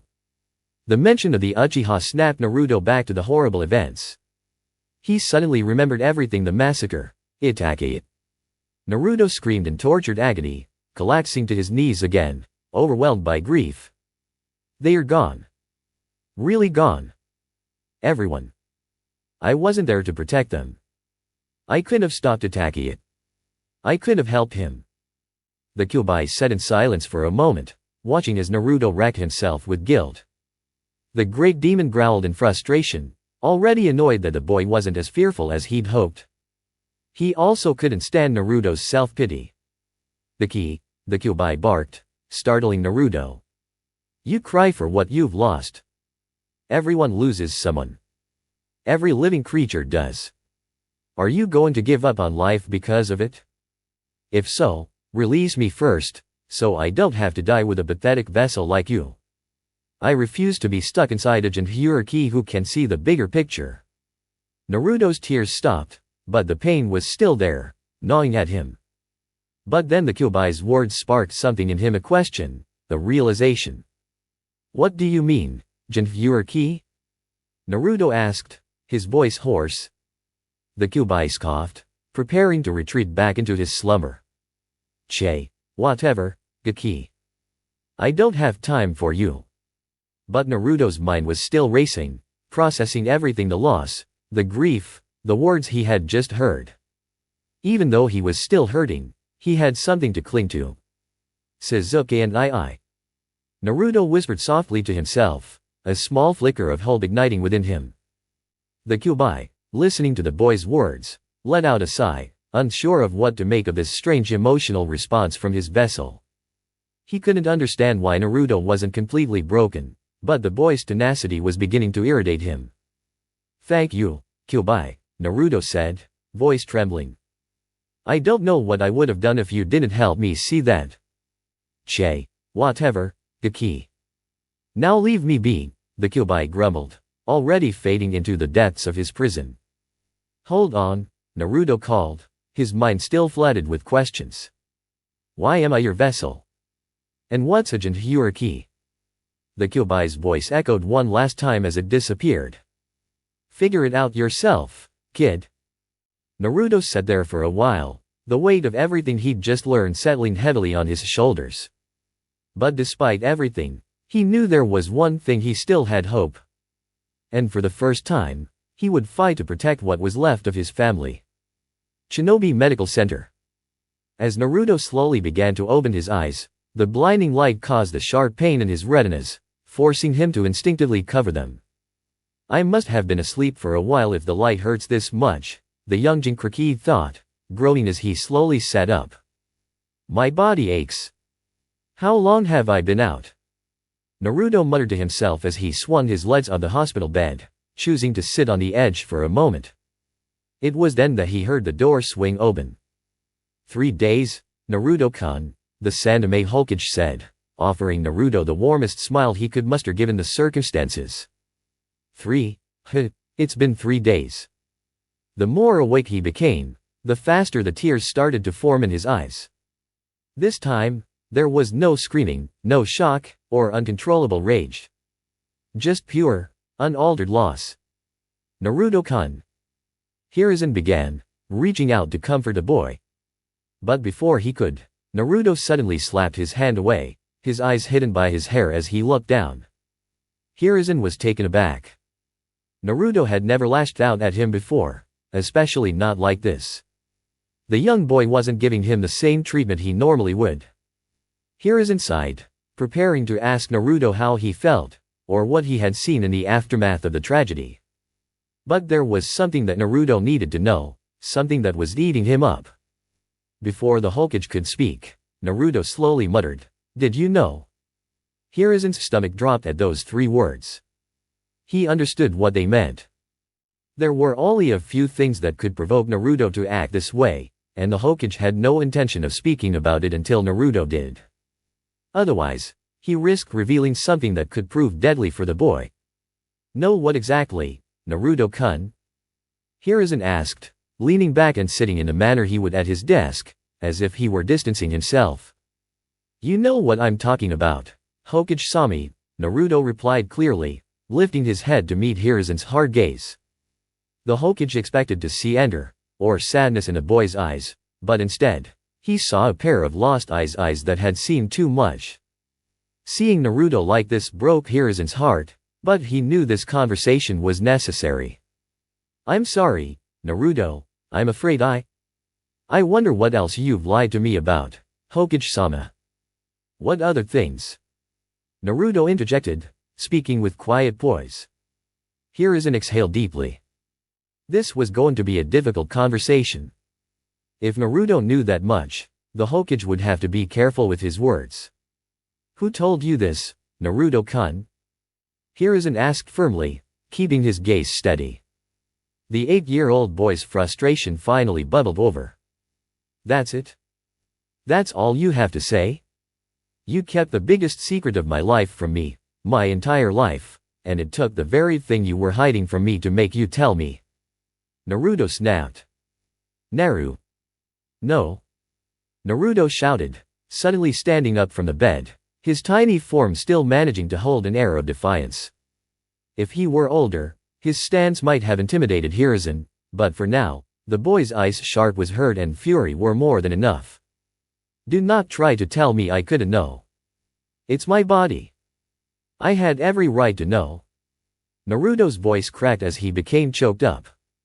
The stares, the curses they yelled at me, it was all because of a demon sealed inside of me?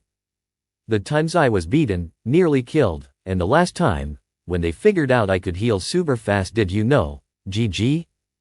Did you know what that led to? I wasn't even 5, GG. There was no pretending anymore. This wasn't just a shinobi in training. This was an innocent boy, broken and scarred by years of trauma, still trying to maintain a smile. The mask that the Hokage had worn for so long cracked as Naruto's tears began to fall. Why couldn't I know that I really am the Kyuubi? Naruto whispered through his tears. Uzumaki Naruto, stop talking right now. Hirazen's voice cracked as he pulled the boy into a tight hug. His own tears flowed freely now. There were few things in this world that could shake the Hokage, but Naruto was one of them. You are a hero to this village, Naruto. You and you alone are holding the Kyuubi back, keeping this village safe.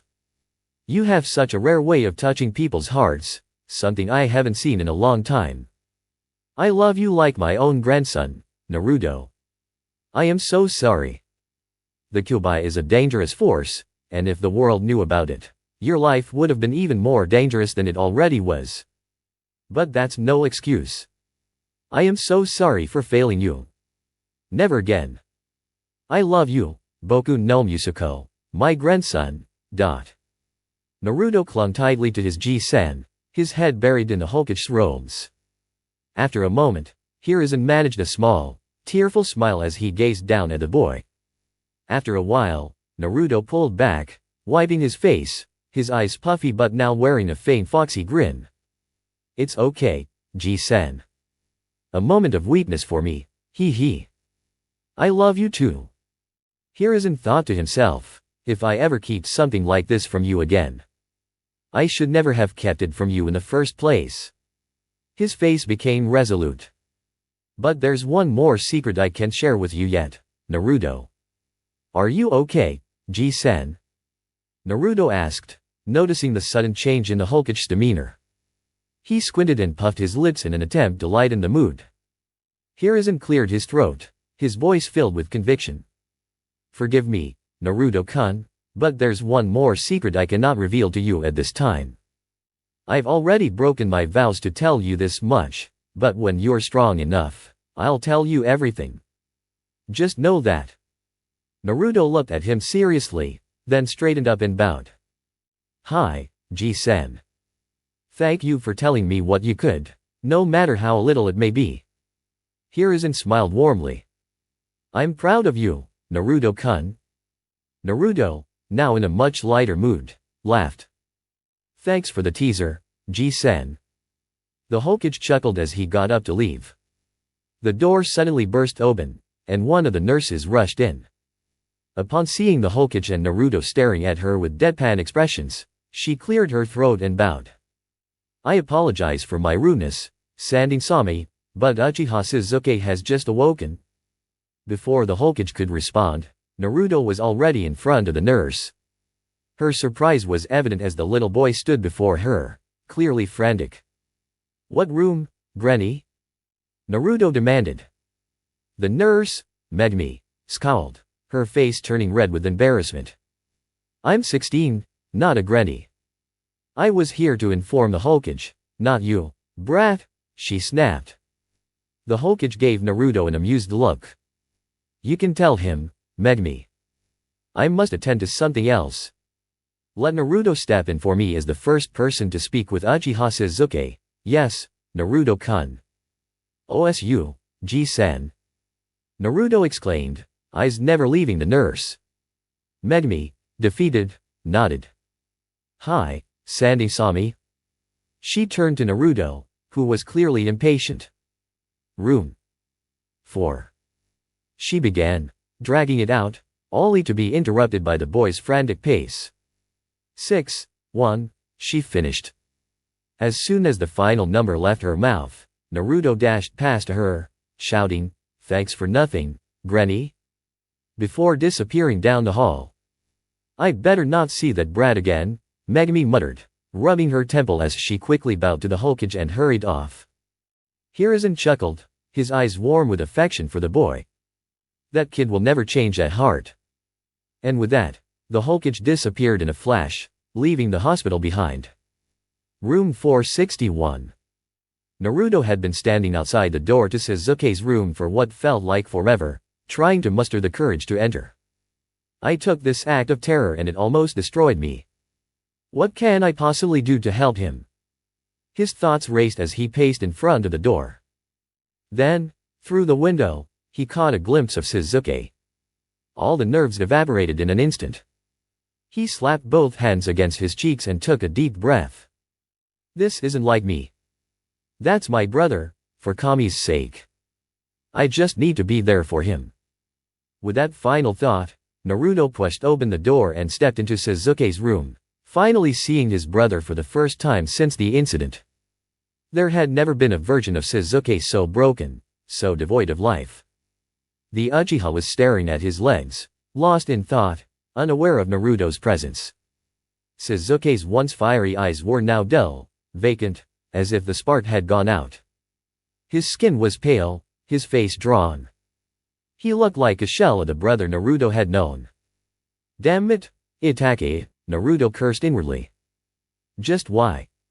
Shaking his head to clear his thoughts, Naruto spoke up for the first time since entering. Sheesh, you've seen better days, Shizuke-chan. Shizuke's head snapped up, his eyes wide with disbelief. He stared at Naruto as if he were seeing a ghost. No. Shizuke muttered, his voice trembling as he struggled to get out of bed for the first time in days. It can't be, you aren't real. He made his way toward Naruto, slow and unsteady, each step a battle. Naruto stood frozen, caught off guard by the intensity of Shizuke's disbelief.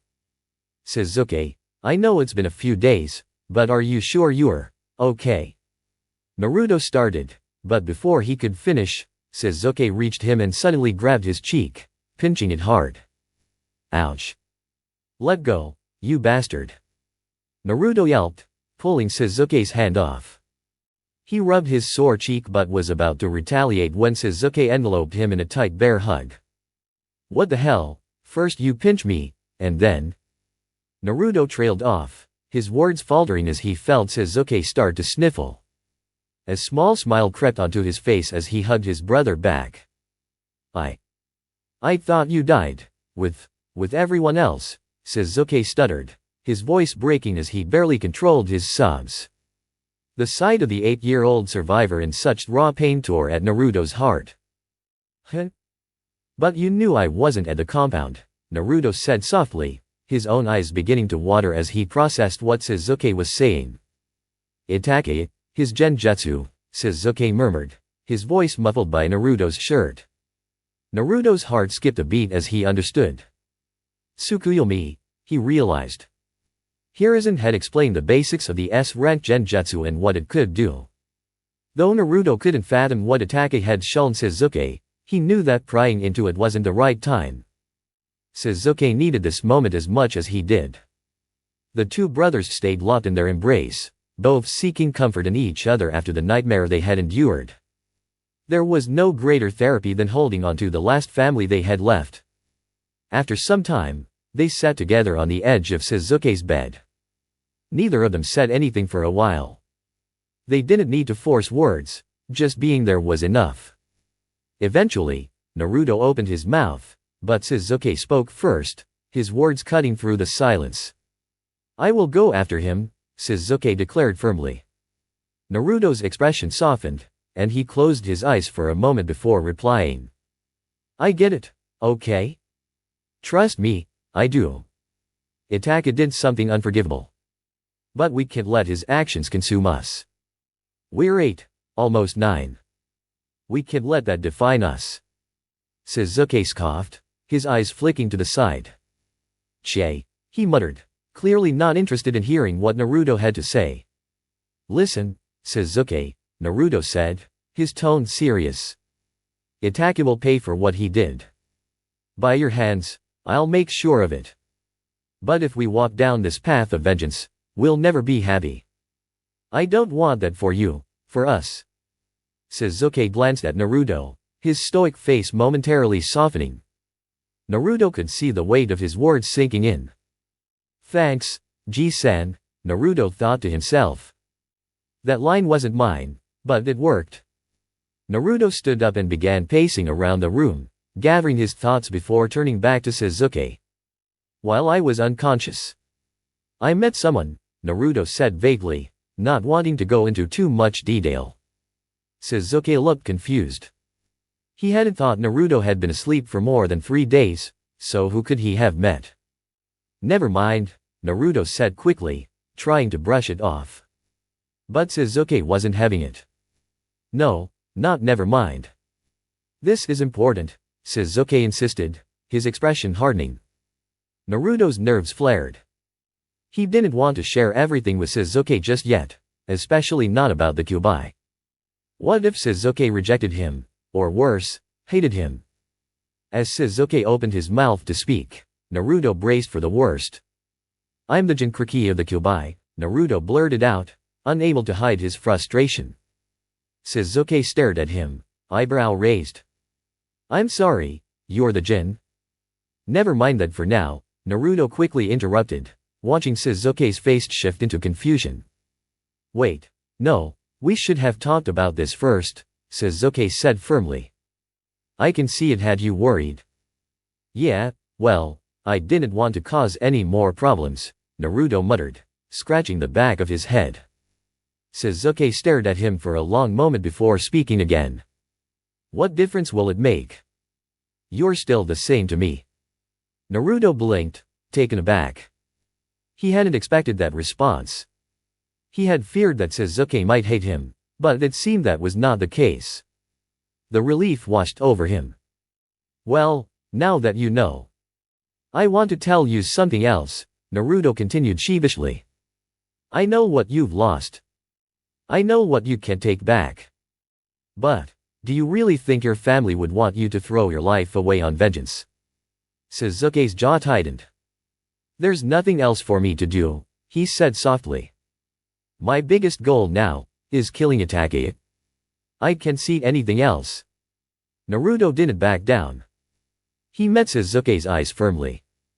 Then let me ask you this, what do you still have left, Sasuke and I? He asked, his voice full of conviction.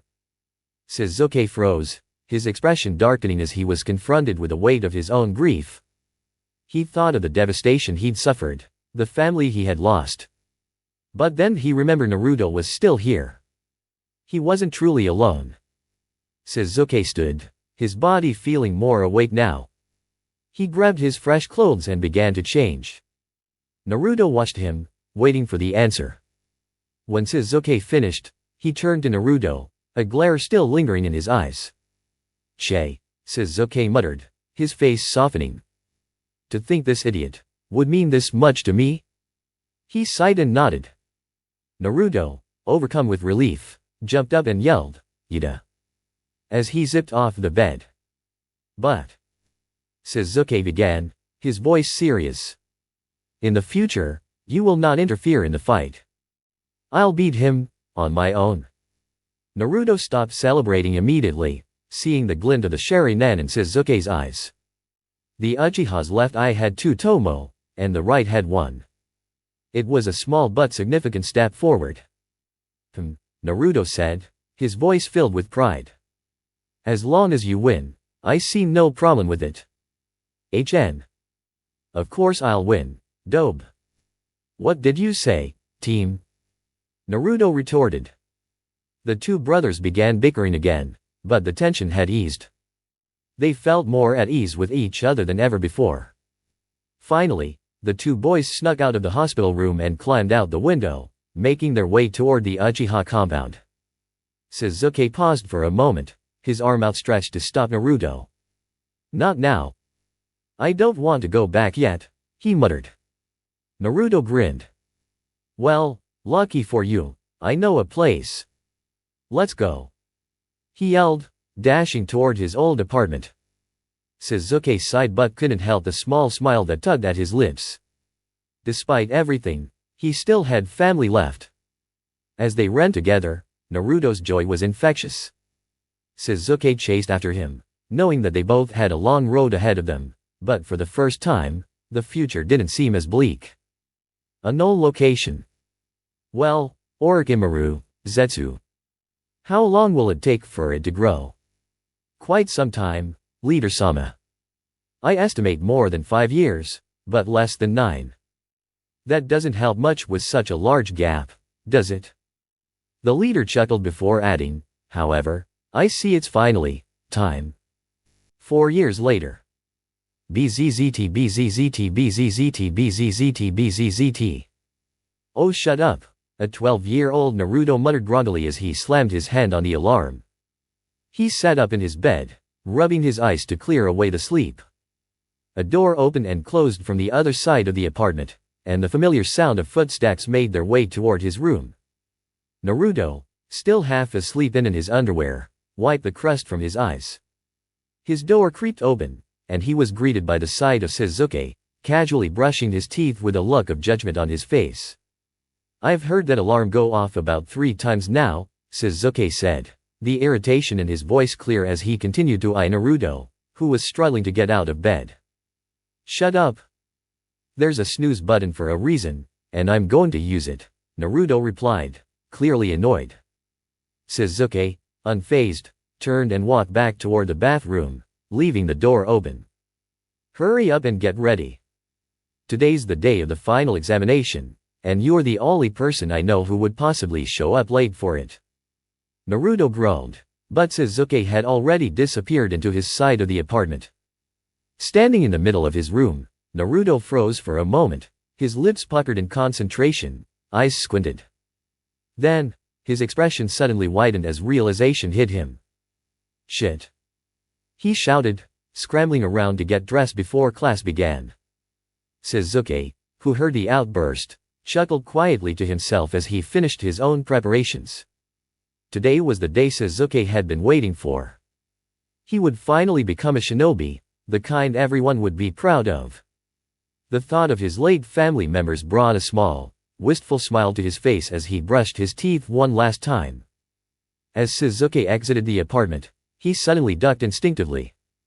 In that moment, Naruto leapt over him with a boastful yell, landing smoothly and zooming past Sasuke on his way to the academy. Sasuke sat in a heap on the ground, blinking incredulously at the dust cloud left in Naruto's wake. "I literally saw him get up only 2 minutes ago," Sasuke thought in disbelief, before shaking his head and taking his time to head toward their destination. Streets of Kaneda. Yamanaka Ino walked through the streets of Kaneda, maintaining a calm, collected exterior, though inside, her stomach was tight in knots. Today was the day of her final exam, and tomorrow, she would find out if she could claim the title of Kunoichi of the Year. As she made her way toward the academy, a voice, one that was a significant source of her anxiety, called out to her. "Hey, Ino Peg. Interesting to see you here," the voice sneered. Ino sighed and turned slightly, catching sight of her ex-best friend, Haruno Sakura, who had caught up to her. "I don't see why it's interesting, Sakura. I've taken this path to the academy for the past 6 years, Ino replied smoothly, her voice dripping with annoyance. Sakura scowled in response. Ino wasn't sure when it happened, but once Sakura realized that Ino was a serious competitor in the race for Kunoichi of the Year, their relationship had soured. Ino understood why, though. Since their first year at the academy, every fangirl dreamed of being on the same genin team as Uchiha Sasuke. For a while, it seemed like Sakura would be the one to grab that title, especially because of her book smarts. But over the years, Ino had grown physically stronger, outclassing most of the girls in combat. Only Hinata, another clan heiress, could keep up with her, but it was clear that the shy Hyuga was holding herself back, fearful of hurting others. That left Ino in a position to take the title, given her edge in the physical aspects of training. Sakura's never been happy about it, Ino thought, feeling the familiar tension between them as they continued walking. Sakura's jealous glare only made Ino smirk, a sense of superiority bubbling within her. What Ino knew and what Sakura didn't was that Ino had been receiving extra training from none other than Uzumaki Naruto. For the past 4 years, Naruto had helped her improve her physical abilities, making her stronger than she could have dreamed. Because of him, her ambition of becoming Kunoichi of the Year was now within reach. As they continued walking, Sakura couldn't contain her bitterness. Smile while you can, Ino Pig. Because tomorrow, I'm going to be the one who gets the title and ends up on Sasuke-kun's team. Ino grinned slightly, but her smile held no joy. Whatever, forward. Keep thinking you'll get Kunoichi of the year just because you are a little book smart. In the end, we'll see who really fails at being a shinobi. And it isn't going to be me, she bit back. Sakura's eyes narrowed, and she began walking faster, trying to overtake Ino as they neared the academy. The two were caught in their unknowing rivalry, pushing each other to the limits. But soon, their petty competition was interrupted by a loud, brash holler in the distance. Sakura, startled, turned toward the sound, her curiosity piqued. "What is that?" she asked, the noise growing closer. Ino sighed in resignation and quickly stepped aside, her face showing a touch of pity. She recognized the sound all too well. Before Sakura could ask why Ino had stepped out of the way, the source of the noise appeared, and in a blur, Naruto leapt over Sakura, landing nimbly on the roofs of the vendor stalls lining the street. The commotion caused chaos among the townspeople as Naruto made his way swiftly toward the academy. Sakura, still reeling from the shock, fell on her butt, embarrassed and flustered. She looked around to find Ino, but the blonde was already gone, disappearing into the distance. Sakura, still on the ground, looked up to see a hand extended toward her. Blushing in embarrassment, she quickly turned her head away. "I don't need help from you," she muttered, brushing herself off as she stood up. That's the last time I try to be kind to a fangirl," a voice stated coldly before the person walked away. Sakura whipped her head around and saw Uchiha Sasuke walking off, completely uninterested in her. Realizing her mistake, she immediately started chasing after him, begging him to forgive her and to wait up. He, however, did not. Academy classroom. As Umino Iruka entered the classroom, he was greeted by an array of amusing and perplexing sights. Sasuke, Naruto, and Ino sat together near the back of the classroom, a spot they had occupied for the past 4 years. Sasuke had a look of annoyance, his scowl firmly in place, while Ino wore a similar expression, her gaze focused on the window. Uzumaki Naruto, however, stood out as he pouted and rubbed his head, mumbling about how he didn't realize he was 20 minutes early. Haruno Sakura sat a few desks away, looking downcast, her hair hanging over her eyes, hands clasped together in front of her mouth. Iruka surmised that whatever was troubling her must be serious, especially given that nearby, Kaiba was trying to convince Shino to put bugs into his body, something the usually stoic boy found quite offensive. To his left, Iruka spotted Hayagawa Hinata, whose eyes were fixed longingly on the desk behind Naruto. Nothing new there, the Chunin thought. The rest of the classroom appeared relatively normal. The Akimichi boy was munching on snacks while his close friend, Koji, slept with his head resting on a desk. Today, however, was special. "Good morning, class," Iruka announced. To his surprise, the classroom quieted immediately. Students quickly sat in their seats, ready to listen. The air felt different. Today was the day. The graduation exam, the culmination of 6 years of work, was finally upon them. Iruka chuckled inwardly as he recognized that the students must have realized just how important the day was. The exam was the final hurdle before becoming official ninjas. As Iruka began explaining the details of the exam, Naruto glanced at Sasuke, who met his gaze and gave him a smirk. The two exchanged a fist bump. Their plan to be placed on the same team was nearly complete. All that was left was passing this exam. "Naruto, is there something you'd like to share with the rest of us?" A new voice interrupted, as Mizuki entered the room and closed the door behind him. Naruto rolled his eyes slightly before responding, "No, Mizuki-sensei, sorry?" "Focus on what Iruka is saying," Mizuki said with a scowl, leaning against the backboard. His expression then shifted to a smirk. "With how you've been performing lately, you'll need all the help you can get." "Ignore him, Naruto," Iruka warned, as the class snickered at Mizuki's remark. Mizuki raised his hands in mock apology and took a seat, his smirk still lingering. Mizuki had been assigned to assist Iruka 4 years ago, but since his arrival, it was clear that he had a strong disdain for Naruto. The young boy shot Mizuki a scowl, with Ino glaring at the Chunin with visible disgust. Sasuke, ever composed, locked eyes with Mizuki, causing a shiver to run down the older man's spine. Quickly averting his gaze, Mizuki lost his smirk and glanced at his papers. Naruto ignored the tension, refocusing on Iruka, who was now detailing the exam process. As you all know, there are 3 portions to the exam. The first is the written test, Iruka began, prompting a collective groan from the class, though Sakura perked up, casting a confident glance at Ino. This test will cover the history of the shinobi world, as well as practical situation questions that you must answer in full sentences. You'll have 1 hour and 30 minutes to complete it. As Iruka continued, Naruto observed Sasuke, who looked back at him and smirked. Their plan to be on the same team was almost there. All they had to do now was pass. For the second phase, we'll hold a final tournament. Your performance will be judged not on your placement, but on what you are able to demonstrate during your fights. The more you win, the more you get to show us, Iruka explained.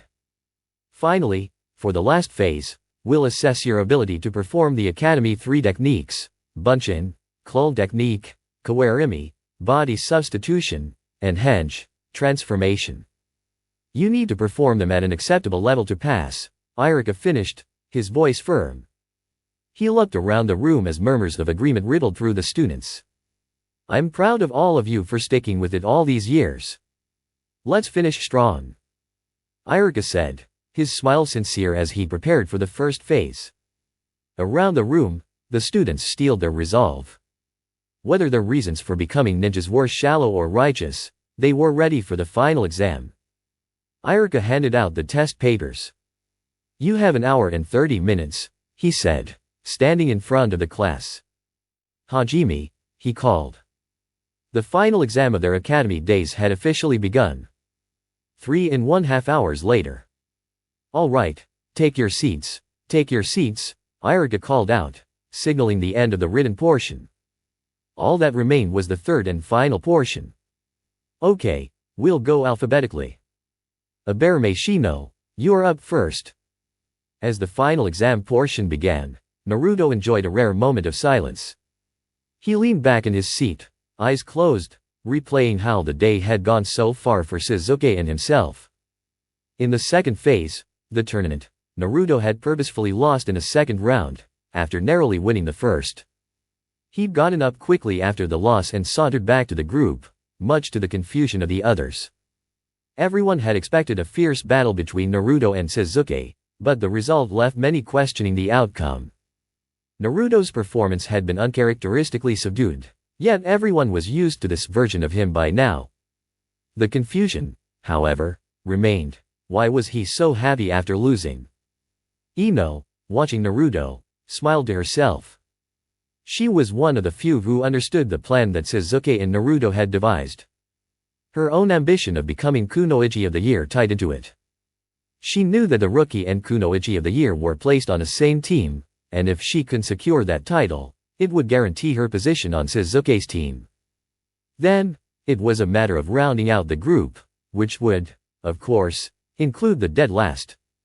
She couldn't help but feel a sense of accomplishment for her plan, despite how much she'd had to argue with her father about it. It's worth it, Ino thought, as she was brought out of her thoughts by Naruto standing up. I guess it's my turn, Naruto said cheerfully, his voice cutting through the tension. Sasuke, who had just earned his Hitai 8, passed by him and gave him a small nudge on his shoulder as he headed toward Iruka and Mizuki. Naruto approached the final portion of the exam, Iruka and Mizuki watching him closely. This kid's not passing, Mizuki thought to himself with a smirk. There's no way he can perform the Bunshin technique. This is going exactly as planned. Iruka looked at Naruto with an expectant expression. All right, Naruto. All I need now is for you to show me a Bunshin. Mizuki, confident in Naruto's failure, was ready to mark him for a failing grade when Naruto suddenly pulled out a crinkled letter from his pocket. What's this, Naruto? Iruka asked, raising an eyebrow as he unfolded the letter, noticing the Hokage seal. Well, you see, I can't do the Bunshin like everyone else, because I've got too much chakra, Naruto explained sheepishly, rubbing the back of his head. But Ji-san said I could use a substitute, he added, eyes bright with hope. Irik read the letter and nodded in confirmation. All right. Kage Bunshin no Jetsu. Naruto called out. In an instant, 5 Naruto clones appeared in a cloud of smoke, each grinning mischievously. Mizuki's smirk vanished, replaced by frustration. Iruka beamed with pride. Congratulations, Naruto. You passed. Not with flying colors, but you passed nonetheless. Ida. Naruto cheered, his clones mimicking his excitement before dissipating into smoke. The table with the Hitaide is behind me. Go ahead and choose the one you want, Iruka finished, allowing Naruto to approach, much to Mizuki's chagrin. As Naruto made his way to the table, he picked a medium-length headband, its black cloth trailing slightly behind him. He fist-bumped Sasuke on his way by, earning a congratulatory punch from Ino. Amidst the celebrations, Mizuki was panicking. Everything had hinged on Naruto's failure. But as he watched Naruto's success, a new idea began to form in his mind, bringing the familiar smirk back to his lips. Maybe he could salvage this setback after all. We finally did it. Sasuke and I. Naruto said, slowly rocking back and forth on a swing right outside the academy entrance. We could have done it much sooner if you just took the early exam with me, Sasuke replied matter-of-factly, leaning against a tree with his arms folded, causing Naruto to glare at him. Despite the playful teasing, both boys were pleased with themselves, as anyone would be after completing a journey that had felt so long. As they continued to joke, an unexpected voice interrupted them. Congratulations, you two, Mizuki said kindly, smiling as he approached the two brothers. Naruto and Sasuke narrowed their eyes, sensing something off. Mizuki had never been this kind when Naruto was around. Can we help you, sensei? Sasuke asked, straightening up and looking directly at his now former teacher. Mizuki's smile remained as he responded, actually, I was hoping to speak to Naruto in private, if you wouldn't mind, Sasuke? Sasuke hesitated, clearly reluctant to leave, but when he saw Naruto give him a nod from the corner of his eye, he sighed, threw a peace sign at him, and walked off, leaving the two alone. What can I do for you, sensei? Naruto asked, his tone skeptical. Well, Naruto, Mizuki began, it's more about what I can do for you. If you didn't know, you'll be named dead last tomorrow, while Sasuke will definitely be Rookie of the Year. I know that must upset you, seeing your brother so far ahead. So, I decided I could help you. His proposition hung in the air, giving Naruto a chance to ask for more details. The young boy's instincts screamed that something was off. Mizuki's offer made no sense, but Naruto decided to humor him, signaling for him to continue. You see, there's a special exam that can boost your grade exponentially, Mizuki continued, his smile becoming more sinister. It hasn't been used in years, but I think you deserve a shot. Naruto's curiosity was piqued. What do I have to do? Mizuki's grin widened, pleased. Have you heard of the Scroll of Sealing? Nighttime, Hokage's office. Sarutobi Hiruzen was exhausted. He had been a shinobi for over 5 decades and Hokage for most of that time. He had always imagined he'd be struck down by a powerful opponent on the battlefield, but now he feared it would be paperwork that finally took him out. Finishing his break, he grabbed the final stack of work. Beneath the paperwork, he found an informal sheet of paper. He read its contents, his eyes widening slightly, but quickly masked his reaction. At that moment, several Umbu appeared, clearly in a rush. Sanding Sami, the Uzumaki Naruto has stolen the Scroll of Sealing and is being pursued by Mino Iriki, one of the operatives reported, folding up the parchment as he spoke. Sarutobi sighed, clearly not surprised. Listen well, he began, his voice steady, I'm assigning an A-rank mission to retrieve the Scroll of Sealing and assist Uzumaki Naruto in the apprehension of Chunin Kento Mizuki. The Umbu, though slightly confused, bowed, and disappeared to complete their task. Sarutobi leaned back in his chair, lit his pipe, and stared out the window, the weight of his years pressing down on him. I'm getting too old for this shit. Outskirts of Konohagakure. Boy, says Sasuke. Hurry up, idiot. You can't be here when the bastard comes. Naruto called out to his brother, who was focused on activating his Sharingan. Che, I did it way faster than you did, idiot, Sasuke replied, closing the scroll and tossing it back to Naruto. I still can't believe you followed me, Naruto muttered childishly. Sasuke rolled his eyes. Like I'm gonna believe you're going out to train at 10 o'clock. The two boys bantered back and forth for a while until Naruto perked up. He gave Sasuke a look, and Sasuke, understanding, nodded before disappearing into the foliage, hiding his chakra's signature. A few moments later, the minnow Iruka appeared, surprising Naruto, as he had expected Mizuki instead. Naruto, what the hell do you think you are doing? Iruka exclaimed, his anger clear as he approached the boy. Hold on, sensei, Mizuki told me to do this, Naruto quickly replied as Iruka moved to apprehend him. Iruka paused, confused, and unsure of what to think, when they suddenly heard an unsettling laugh echo around the clearing. Ha ha ha ha, excellent job, Naruto. Now hand over the scroll, and you pass the secret exam, Mizuki's voice rang out as he appeared in a tree, grinning maniacally. Mizuki, what are you? He tried to trick me into stealing the scroll of sealing to kill me and take off with it. At least that's what I figured out, Naruto stated, adding, with a little bit of Sasuke's help to himself, sheepishly. Mizuki sneered at the boy. Oh, you figured that much out on your own. He mocked. I'm surprised the demon can think for himself. Hearing that familiar insult, Naruto sighed. You hear that, Kyuubi? We got another fan. Shut up, Gaki. I'm in the middle of a nap, the fox's voice grumbled. But you're always napping, Naruto deadpanned before refocusing on the situation at hand. Stop, Mizuki. It's against the third's law. Iruka shouted, attempting to stop him. Hell if I care.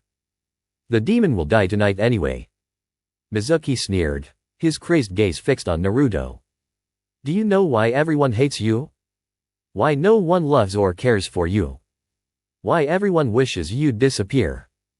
Well, I'll tell you. The night the Kyuubi attacked, the fourth needed a way to get rid of it, so what did he do? He sealed it away. And guess where he sealed it? Into you. That's right, you, Uzumaki Naruto, are the Kyuubi reincarnated. Mizuki's maniacal laughter echoed, but as the words settled, Naruto stood there, still holding the scroll, his expression unchanged. The silence grew awkward before Naruto rubbed the back of his head and casually said, yeah, I know. Iruka and Mizuki both stared in disbelief, and Mizuki fell out of the tree in shock, crashing to the ground in a heap. As Mizuki clumsily got up, he glared at the boy and Iruka, his hatred palpable. It doesn't matter, I'm ending this now, he said, gritting a Fuma Shuriken, preparing to throw it at the two. Iruka panicked and leaped in front of Naruto, intercepting the shuriken in a move that surprised both Naruto and Mizuki. All right, I've seen enough, a voice said from behind Mizuki. The man spun around, only to be met by Sasuke's heel cracking against his chin, knocking him out cold. Iruka and Naruto watched as Mizuki crumbled to the ground, his body twitching as Sasuke nudged him with a foot to check if he was still conscious. Is that really it? Both Iruka and Naruto thought. About time you guys got here, Naruto said, turning to the new arrivals with a grin. This guy was monologuing forever? As the Umbu apprehended Mizuki and retrieved the scroll from Naruto, the boy thanked Iruka for his sacrifice. Not many people would do that for me, and I'll remember that forever, sensei. Thank you, Naruto said, bowing respectfully. It's no problem, Naruto, Iruka stammered, still in disbelief from the night's events.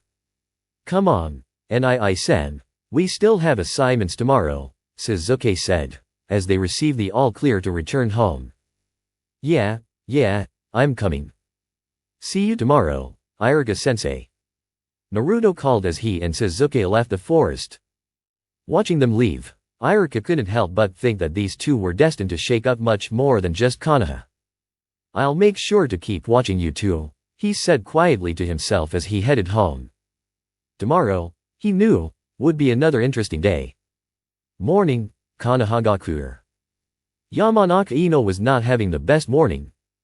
From the moment she had woken up, reluctantly pulling herself out from under her large, normally welcoming comforters, she had felt queasy and uneasy.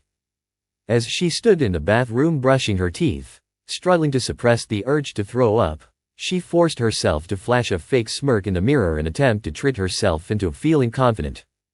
Today's the day, she thought, spitting out the toothpaste and splashing her face with cold water from the faucet to calm her nerves.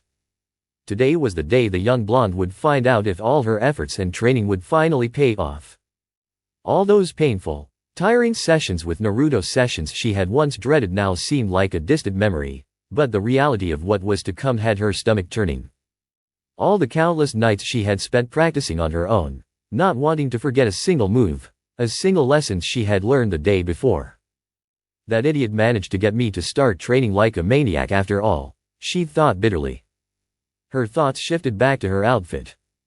It was the one she had been preparing to wear for the last month, a shinobi uniform that she had tried on countless times to ensure it wouldn't interfere with her movements when the time came. She approved of the outfit for the most part, a short purple vest-like blouse with a raised collar, a purple apron skirt that cut off on the sides, and bandages wrapped around her thighs and midsection. Her heat tie was securely tied around her waist. She had opted to replace the purple and white elbow warmers with a fishnet version, finding the originals to be an unnecessary nuisance. After grabbing something quick from the pantry, she continued to reflect on how far she had come. From the first day she entered the academy, meeting Sakura for the first time, to witnessing the first tournament, which had been awe-inspiring thanks to two resonant prodigal brothers. That tournament had been a turning point for her, sparking a desire to be part of something grand.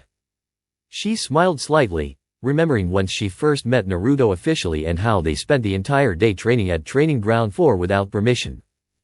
That day had been special for her. However, a frown quickly replaced a smile on her face as she thought about everything that had happened before. She had once been just like the others, ignoring Naruto, and letting him face the harassment alone.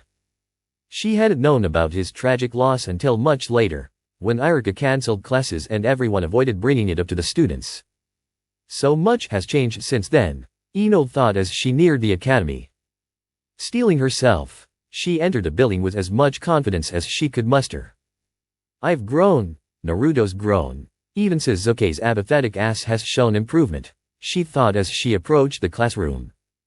It was time to show everyone they were no longer just kids, they were shinobi now, ready to take on whatever the world had in store. When Ino entered the classroom, she was surprised to find herself as the first one to arrive. Settling into her seat, she sat quietly, letting her thoughts wander as the rest of the class trickled in. 15 minutes later, a tick mark appeared on Ino's forehead as the clock ticked on. Most of her peers had already arrived, and Iruka had been waiting patiently for the rest to show up before beginning the award and team placement ceremony. The only ones left were the ones she was hoping would be on her team. So much for showing maturity, Ino thought irritably. Iruka, having spent the night with the boys, had decided to give them some leeway, but after so long, even he grew annoyed. I was there too, and I'm still here. They'll just have to be punished later for their uncaring attitude, Iruka thought as he stood up, ready to begin the announcements. Just as he was about to speak, the academy door slid open with a dramatic flare, and the entire class turned to see who was entering. Sorry we're late, Iruka-sensei. This idiot woke up late and took extra time in the bathroom just to look presentable. Boy, Sasuke, you ass, don't leave out the part where you burned our breakfast. Imagine my surprise when I finally left the bathroom and saw you beating down the stove with a towel because you almost set everything on fire. I was tired. That wouldn't have happened if you hadn't forced me to help you with your style last night. I bet you didn't even clean your piercing like I told you to. As Naruto and Sasuke entered the classroom, bickering as usual, the entire class watched in surprise, interest, and shock. The two brothers had clearly undergone a change in appearance. Sasuke had kept his white shorts and arm warmers but had swapped his blue collared shirt for his sleeveless black V-neck shirt that exposed his mesh armor beneath. He had black shinobi sandals and white wrap leg warmers, completing the look with a tight pearly white beaded necklace. The necklace seemed to shimmer, and as Ino stared, it almost looked as though wisps of white were moving inside each individual pearl. Meanwhile, Naruto's transformation caught Ino off guard. While everyone had grown accustomed to seeing him in different orange outfits, this new version of Naruto was far from childish. Ino couldn't help but notice the silver hoop earring in his right ear, a detail she hadn't expected. She then noticed his hair, which had been faded on his sides and back, leaving the top wild but under control with the help of his Hitai 8. Her gaze traveled down, and she found herself blushing as she took in his new look. Like Sasuke, Naruto now sported black shinobi sandals, but his outfit was strikingly different. He wore a sleeveless gray vest over his mesh armor, and his pants wore shinobi trousers wrapped at the ends with bandages. It was an attire that screamed professionalism, eerily similar to something a Numbu member would wear. Iruka, also taken aback by the boys' changes, stayed silent as they continued bickering their way to their seats. When Naruto finally sat down, he turned to Ino and gave her one of his signature grins. Ino, still stunned by the changes, quickly turned away, muttering, "Took you too long enough." Naruto rolled his eyes and teased, "Oh, shut up, Ino-chan. I saw you blushing at Sasuke, just like every other girl here. Bet waiting a little longer was worth it, hey." Ino's face flushed deeper, and without hesitation, she whipped around and punched Naruto on the head, not holding back. Naruto yelped, clutching his throbbing skull as he whimpered. "Pff," Ino muttered, turning back to the window in frustration. Sasuke, sitting silently with his gaze fixed ahead, watched the exchange from the corner of his eye, feeling no pity for his brother. That idiot is so dense. I doubt she'll ever admit her feelings, Sasuke thought, before refocusing on Iruka. Iruka, finally shaking off the chaos he had witnessed, gathered the class's attention, ready to begin the final task of his tenure as their instructor. To begin with, I must say I am extremely proud of all of you in this room. You've persevered through the Academy's rigorous curriculum, something many of your peers in the past couldn't achieve. That is something to be applauded. I've already shared my thoughts yesterday, so I won't get too sentimental, but know this, you are all now genin, and it is your duty to protect our home in any way you can. May your wills of fire burn brightly, Iruka concluded. His words caused the room to grow still, as the genin struggled to hold back their emotions. This was the moment they had been waiting for, the moment they stepped into their new lives as shinobi of Konohagakure. Now, Iruka began again, "Here's how this will work." Ino tuned out Iruka's voice as he went over team assignments, focusing instead on her own thoughts. She had already studied the procedure out of nervousness, so she didn't need to listen closely. As soon as Iruka reached the part about Team 7, she knew it was her moment. Alright, with that out of the way, let's begin. Team 1 consists of Shoyo Dai, Tetsuya Renji, and Namura Shio. Your sensei. Iruka continued as Sakura smiled to herself, confident she'd earned the title of Kunoichi of the Year. There was no way she hadn't, especially given her outstanding marks. She exchanged a smug look with Ino before turning her attention back to Iruka, who had reached the 7th team. For Team 7, it will consist of the Rookie and Kunoichi of the Year. The room went silent as everyone eagerly awaited the announcement. For Rookie of the Year, the distinction goes to Uchiha Sasuke. Congratulations. Applause filled the room for the lone Uchiha, who nodded in appreciation. He had expected this outcome, but now he was curious about who his teammates would be, whether Naruto's plan had worked. And for Kunoichi of the Year, Ino closed her eyes, praying with all her heart. Please, let it be enough. This distinction has been awarded to Yamanaka Ino. Congratulations. Ino gasped audibly as applause erupted around her. She could hardly believe it. Congratulations, Ino-chan. Naruto said, grinning at her. His words made her heart swell, and she nearly teared up. She could never have done this without his help, and his praise meant more than she could express. Before Iruka could continue, a loud voice interrupted the moment. "This is not possible." Sakura stood up, her face livid. "How did she win? I had the best marks throughout the testing phase, and my Academy 3 must have gotten amazing marks too. Why am I not the Sakura?" Iruka's voice cut through the room like a sharp blade, startling her. She had never been scolded like this before. "Do not doubt my grading process. I kept it fair and square. Ino performed better overall than you. Yes, you did score the highest on the written test, but she was close behind, and she did far better than you in the tournament. That alone tells you why she earned Kuno Uchiha of the Year. Your outburst has only proven that I made the right decision," Iruka finished, his words leaving the room in a heavy silence. Sakura slowly sat back down, defeated. Yikes, Naruto thought, though he agreed with Iruka. Sakura needed to learn that not everything could go her way. "Now, as I was saying," Iruka continued, "the last member of this team is Uzumaki Naruto. Your sensei will be Heitake Kakashi." As the announcement finished, Naruto felt a surge of excitement, ready to celebrate with Sasuke. But then he caught Iruka's gaze, one that warned him not to interrupt like Sakura had. So, instead of leading up, Naruto simply gave a wide grin to his two new teammates, who returned small smiles. Their plan had worked. Iruka quickly finished announcing Team 8 Shino, Kaida, and Hinata, and Team 10 Shikamaru, Chuji, and a noticeably downcast Sakura. "Alright, that concludes team assignments. Your Jonin senseis will be here shortly to guide you. It's been wonderful teaching you all. Best of luck, and don't hesitate to visit." Iruka concluded cheerfully before grabbing his things and leaving the room. Immediately, Jonin began entering, collecting their teams and heading out.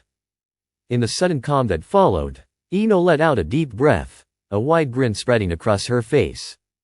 "I really did it," she thought, overwhelmed by the accomplishment. Joining Team 7 had been her dream, and now it was reality. "Team 7, Naruto said, folding his arms and nodding to himself. "Yeah, we're going to be the best shinobi team in history, right, Sasuke?" Naruto asked his brother.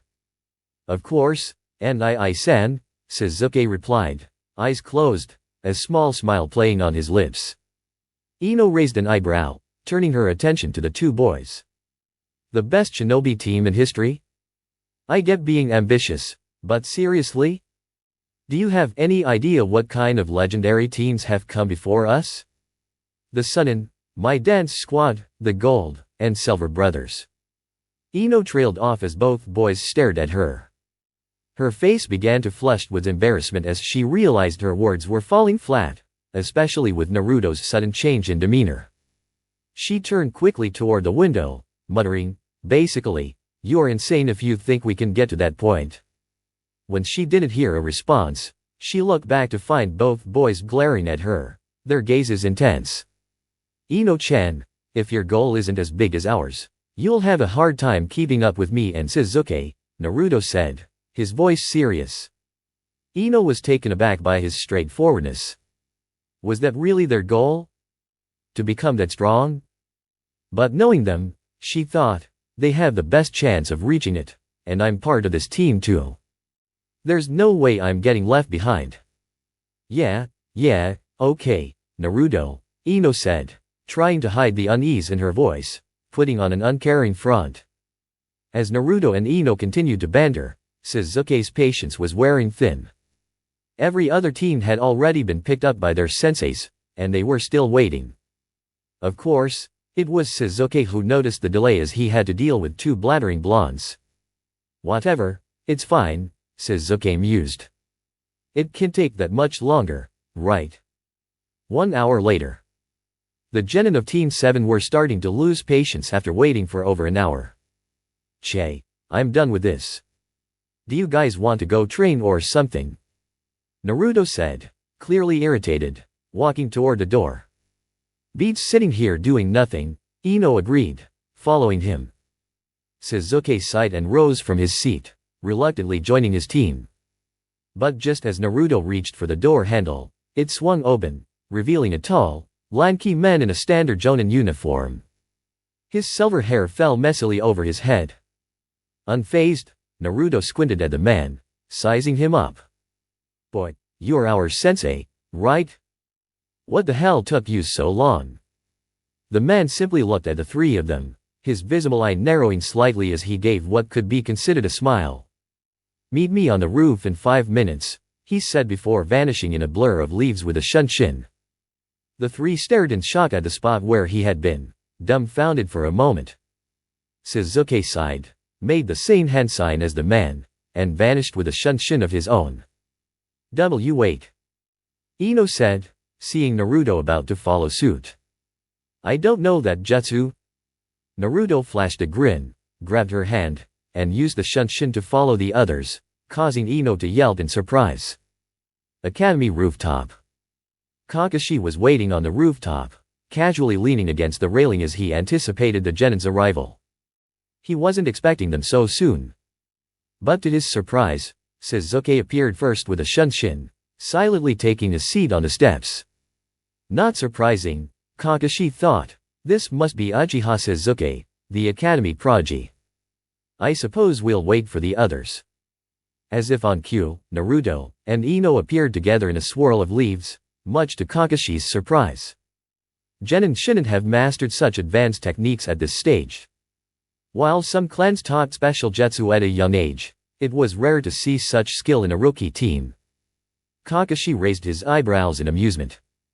As the three took their seats, Ino next to Sasuke and Naruto on his brother's other side, they waited in silence for Kakashi to speak.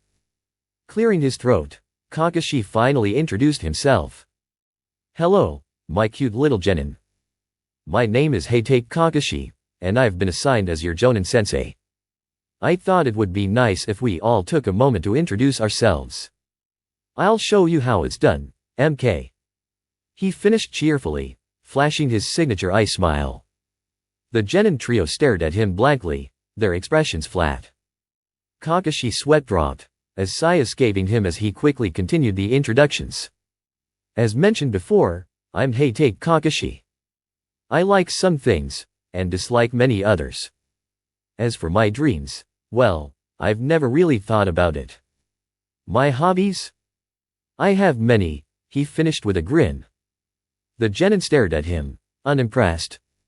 All we learned was his name, they all thought in unison. "Now, Blondie," Kakashi said, causing both Naruto and Ino to look up. "The girl. Why don't you go first?" Ino took a deep breath and nodded before speaking. "My name is Yamanaka Ino. I like flowers, my friends, and the results of my training. But I dislike training itself because I hate getting sweaty. I also dislike rude people who choose to stay ignorant. My hobbies are gardening and striving to be a splendid shinobi. My dream for the future is to become the strongest kunoichi Konoha has ever had," she finished with confidence. Naruto raised an eyebrow at her, his curiosity piqued. Ino smirked at him and added, "Gotta be ambitious, right?" Naruto chuckled, nodding with a smile. "Well, I guess I'll go next. Can be outdone, can I?" Naruto declared before refocusing on Kakashi. "My name is Uzumaki Naruto.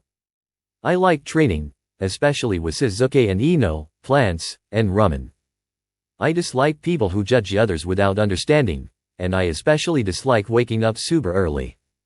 My hobbies include hanging out with Sasuke and I, training Ino-chan, being in nature, and dabbling in gardening.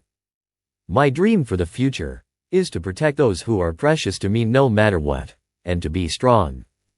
So if that means I have to become the strongest ninja in the shinobi world, then that's exactly what I'll do," he finished, raising a fist in conviction. Kakashi had an unreadable expression, but there was something about Naruto that felt strangely familiar to him. It was almost as if he'd seen that determined look in the boy's eyes before. Shaking off the feeling, Kakashi sighed. Another one with big dreams, and probably no skills to back it up. Do try to back up that dream with some real ability, yes? Oh boy, you're next. Naruto scowled at him, and Shizuke twitched with annoyance at the "emo boy" comment. Ino stifled a laugh. "Che. My name is Uchiha Shizuke. I like training, tomatoes, and Naruto and I dislike many things, too many to list. I don't have dreams, only ambitions I will make a reality. I will avenge my clan and restore it, and I'll make sure to keep what's important to me safe," Shizuke finished, receiving an approving nod from Naruto, who gave him a thumbs up. Kakashi's smile widened. "Follow the rules, Mr. Apathy. You forgot your hobbies." Shizuke glared at him, but Kakashi just kept smiling, unbothered. "Well, no matter," Kakashi continued. "Now that introductions are done, I suppose it's time to tell you about the real test to become genin." Kakashi explained that not all genin were guaranteed to pass and become official shinobi until they passed an examination test from their sensei, which had a 66.7% failure rate. "With all due respect, Sensei," Naruto spoke up, "this is bullshit. Why were we told we already passed, then?" Kakashi smoothly replied, "Don't question your higher UPS, Uzumaki. Just follow what I say, and you might pass." The three genin sweat dropped once again. "Anyways, meet me tomorrow at Training Ground 7 at 7:30 a.m. sharp. Don't be late. Also, I recommend you don't eat breakfast, or you might throw up. Ciao." Kakashi finished before disappearing into the wind. Naruto, Shizuke, and Ino stared at the spot where Kakashi had been standing, all silently cursing the man who would be leading them through the beginning of their shinobi lives. "Well, I'm still going to eat breakfast. I'd rather throw up than go in without energy," Shizuke remarked, causing Naruto to nod in agreement. Ino, however, chose to ignore the comment. "I suppose I'll see you guys tomorrow then. I have to help my mom out at the shop," Ino said, preparing to leave the rooftop through the building. "Oh, Ino-chan, wait," Naruto called, causing her to turn around. "What is it?" she asked. Naruto motioned to Shizuke, signaling that he would catch up later. Shizuke nodded and leapt off the rooftop, leaving the two blondes alone. "I got something for you," Naruto said, digging into his weapons pouch. Ino raised an eyebrow. "Eh? This better not be a prank, Naruto." She tensed, ready to jump on him if it turned out to be one of his typical tricks. However, she relaxed as Naruto pulled out a lavender beaded necklace. Ino gazed at it in awe. It was as beautiful as the ones Naruto and Shizuke wore, and it even matched her purple ninja outfit. Naruto grinned. "I know how hard you've been working, and I was sure you'd be Kunoichi of the year, so I had Hokage help me make these. I got them for you and Shizuke as congratulations for graduating and your distinctions." Ino was at a loss for words, stunned by the thoughtful gift. "Can you help me put it on?" she asked quietly, still overwhelmed. Naruto flashed her a foxy grin and agreed. He gently placed a necklace around her neck before stepping back to admire it. "All right, Ino-chan, I'm heading home to prepare for tomorrow. See you then," Naruto called as he prepared to leap off the rooftop, just like Shizuke. "Wait, Naruto?" Ino called out, causing him to turn back. She bowed slightly and said, "Arigato," with a sincere smile. Naruto's heart warmed, and he smiled back before leaving off the building, leaving Ino standing there with a joyful, slightly flushed expression. As she walked back to her family's flower shop, she couldn't help but smile at the thought of her gift. The way she carried herself was lighter, filled with newfound pride and determination. Today had been one of the best days of her life, and she was eager to show that she truly belonged with her team of prodigies in the upcoming test. Training Ground 7, 8 a.m. The loud grumble of Yamanaka Ino's stomach cut through the air as the freshly minted Team 7 genin waited for their sensei. "I told you that you should have eaten something," Shizuke remarked coolly, wrapping up his stretches. "I didn't want your advice," Ino retorted, folding her arms and turning her head aside in a huff. Her stomach, however, betrayed her, causing her to clutch it in discomfort. "Well,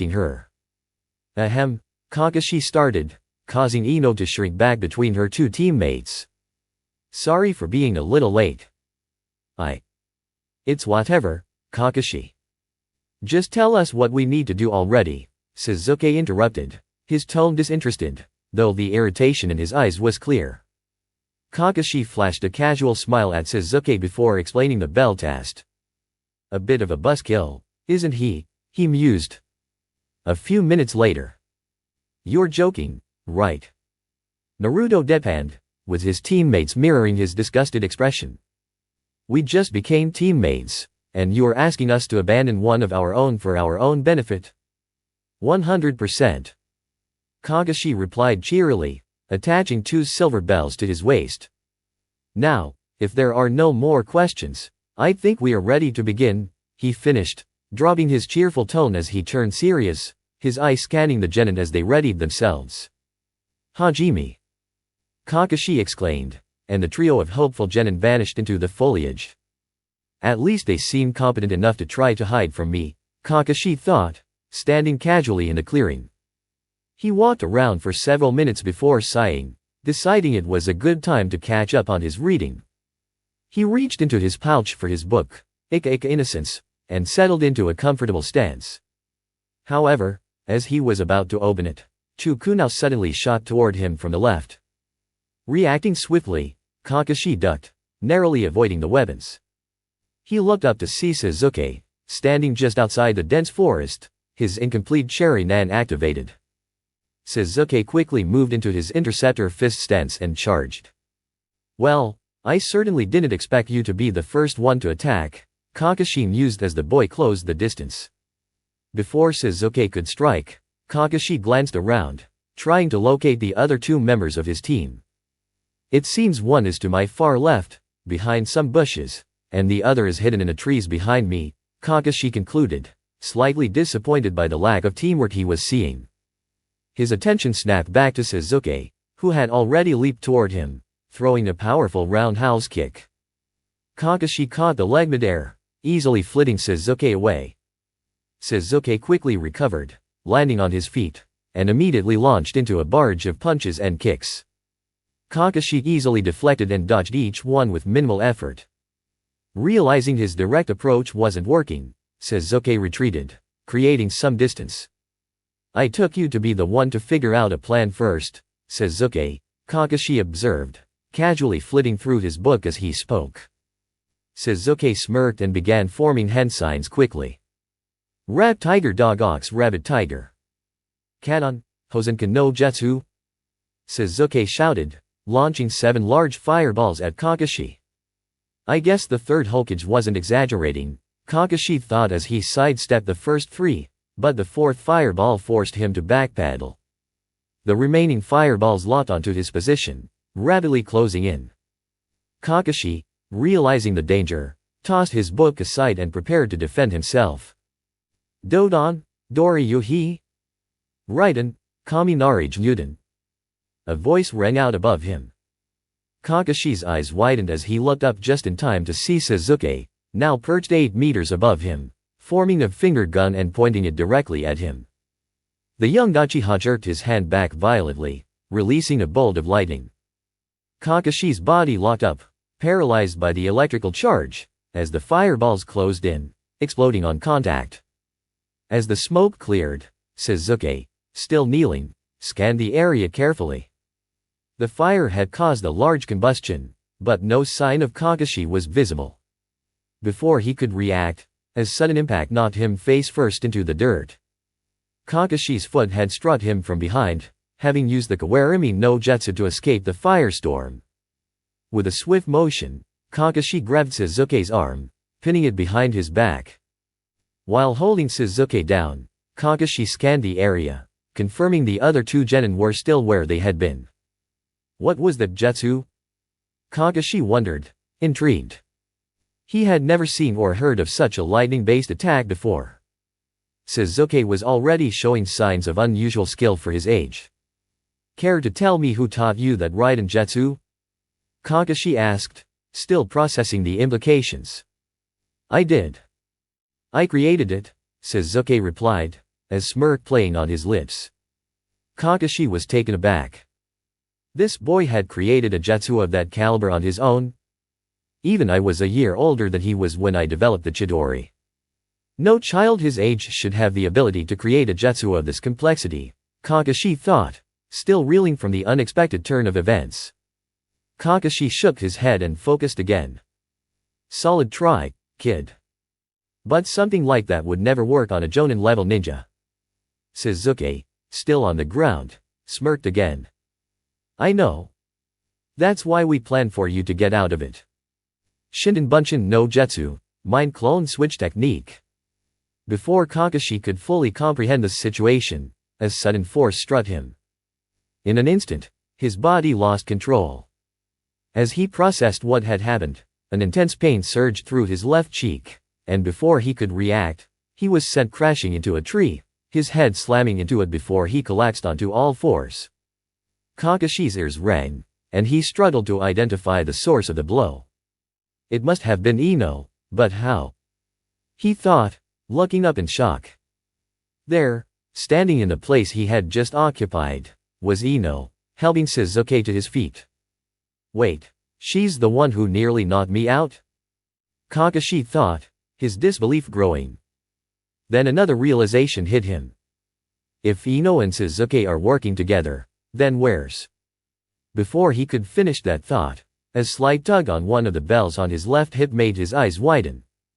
Reacting quickly, he backhanded the spot, spinning slightly, only to feel a much harder hit to his right cheek, knocking him into the same tree once more. Naruto, always quick to act, reached out with his hand and gripped whatever he could near Kakashi's waist. With a small tug, the man's body was sent crashing into the tree again. Quickly retreating back to his teammates, Naruto opened his palm, revealing a tiny silver bell. Yoshie! Naruto exclaimed, followed by cheers from Ino and Sasuke, both of whom wore wide smiles at their success. Kakashi sat against the tree in utter disbelief. How could they have possibly, he thought, still processing their cleverness. His eyes settled on the trio celebrating their small victory, and realization finally hit. The kunao, he muttered aloud. The genin looked at him in confusion, and Naruto shot him a big foxy grin, giving him a thumbs up. "You guys can come out now," Naruto called, and moments later, two Narutos emerged from the forest, their chakra signatures different. They smirked at Kakashi before vanishing in a puff of smoke. Kakashi's eye narrowed, and he began to laugh genuinely, and with admiration. He had completely underestimated these three. They had set him up from the start, with Sasuke throwing the two kunai actually Naruto and Ino disguised with a hench. It all made sense now. Sasuke's seemingly reckless charge had been part of their plan, while the two clones in the forest had been pretending to be the other genin. He must have assessed Ino's chakra beforehand so one of his clones could match it, Kakashi realized. If both clones had their normal chakra levels, Kakashi would have instantly sensed something was off. They knew I would find my way out of Sasuke's two-pronged attack. So, Sasuke positioned himself next to the kunai, ensuring no time was wasted. Impressed, Kakashi sighed inwardly, mildly disappointed in himself for missing something so obvious. "You know, you were supposed to get both of them right then and there," Sasuke teased, looking at Naruto, who rolled his eyes. Yeah, I know you were hoping your jutsu would finish the job instead of our plan working, team," Naruto replied. "And what's wrong with that?" "I guess nothing, to be honest. Grrrrrrrrrrrbb. For crying out loud, Ino, go drink some of the pond water or something. This is ridiculous," Naruto shouted. Slap. "I'm sorry," Ino muttered. Kakashi chuckled, watching the trio bicker, and sighed as he stared at the sky. He couldn't help but wonder if the Saname was watching this on his crystal ball. "Everyone is never going to let me live this down." Rising to his feet, Kakashi caught the genin's attention. "All right," Naruto began, his grin still wide but now with a large red handprint on his face. "Let's carry on with Plan B?" As they prepared themselves for the next phase, Kakashi gave them a soft eye smile, and said what they had all been hoping to hear. "You pass." A stunned silence fell over the group, interrupted only by the sounds of nature as the genin processed the words. Wait, what do you mean we pass? What happened to the? The goal of his test, Kakashi interrupted, was to see if you could overcome the hurdle that was designed to cause you to split apart, which is why there were only 2 bells. You all did splendidly. The genin absorbed his words, processing them. So, we passed, huh? Naruto muttered, dropping his stance. Sasuke and Ino followed suit. They exchanged glances, and one by one, huge smiles spread across their faces as they realized they had succeeded. However, Kakashi said, his voice snapping their attention back to him, since you are now my students, I must praise you for your efforts today. But now, I have to prove myself worthy of teaching you, as you've proven yourselves worthy of being my students. Without warning, Kakashi shot toward them, his visible eye flashing with determination. 2 minutes later. Ino and Sasuke had definitely experienced better moments. Ino was sprawled out in the field, having been caught off guard by Kakashi's sudden attack. One well-placed hit to her sternum had taken her out of the fight. Sasuke, still recovering from his previous bout with Kakashi, was now floating ass up in the lake, bubbles rising to the surface from the Raiden jutsu Kakashi had used to subdue him. Naruto was stunned. He had known that a lot of their plan relied on Kakashi underestimating them, but seeing him so easily dispatch his teammates was a sharp reminder of his strength. So, Naruto, Kakashi began, his footsteps increasing in pace as he approached. Show me your strength. Before Kakashi could reach the Jinchuriki key, a pair of hands erupted from the earth, trying to grab his legs. A clone. Kakashi easily jumped out of reach, but in that instant, Naruto seized the opportunity to move in on him. The two exchanged a flurry of strikes, each move countered by the other in a relentless cycle. His taijutsu seems to be up to par with most Chunin, Kakashi thought, impressed. The style Naruto was using seemed familiar, though. It resembled something Kakashi had seen many times before, Might Geisgen, strong fist. Naruto utilized his own version of the technique, Shinsetsu no Ken, Divine Nature Fist, throwing rapid jabs toward Kakashi's collarbone.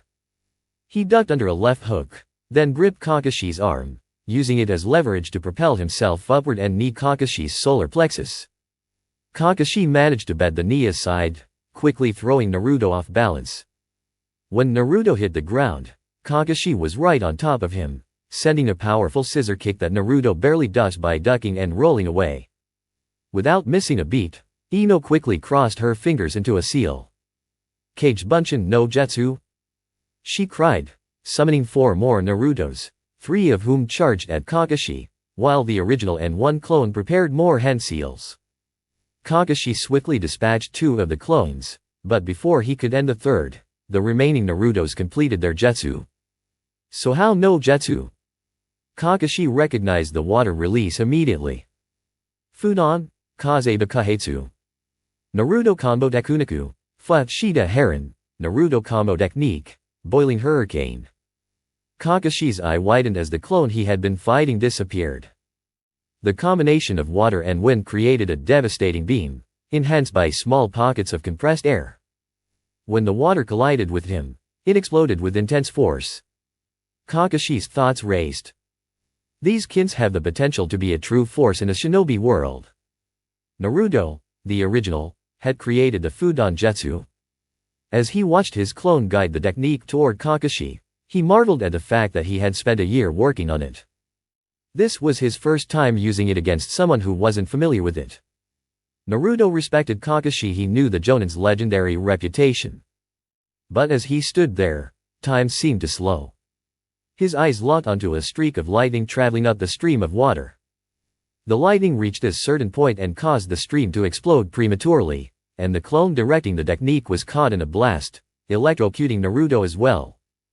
Naruto winced and dropped to one knee, trying to regain control of his body. Shit, he's still out there, Naruto thought, half expecting Kakashi to be right next to him. But as he looked up through the steam cloud, he saw a red glow in the distance. It disappeared in a blur, and before he could react, a brutal pain shot through his ribs as Kakashi landed a hit that sent him flying into the forest. As the steam cleared, Kakashi lowered his headband over his left eye. He looked over the destruction and chuckled to himself. He walked toward the Ikabot he had forgotten, smirking. This team really does have potential. Hey, take Kakashi was not having a very good time. Ha ha ha, did you see how hard that Naruto kid punched him? There's no way Kakashi really pulled out his Sharingan there, right?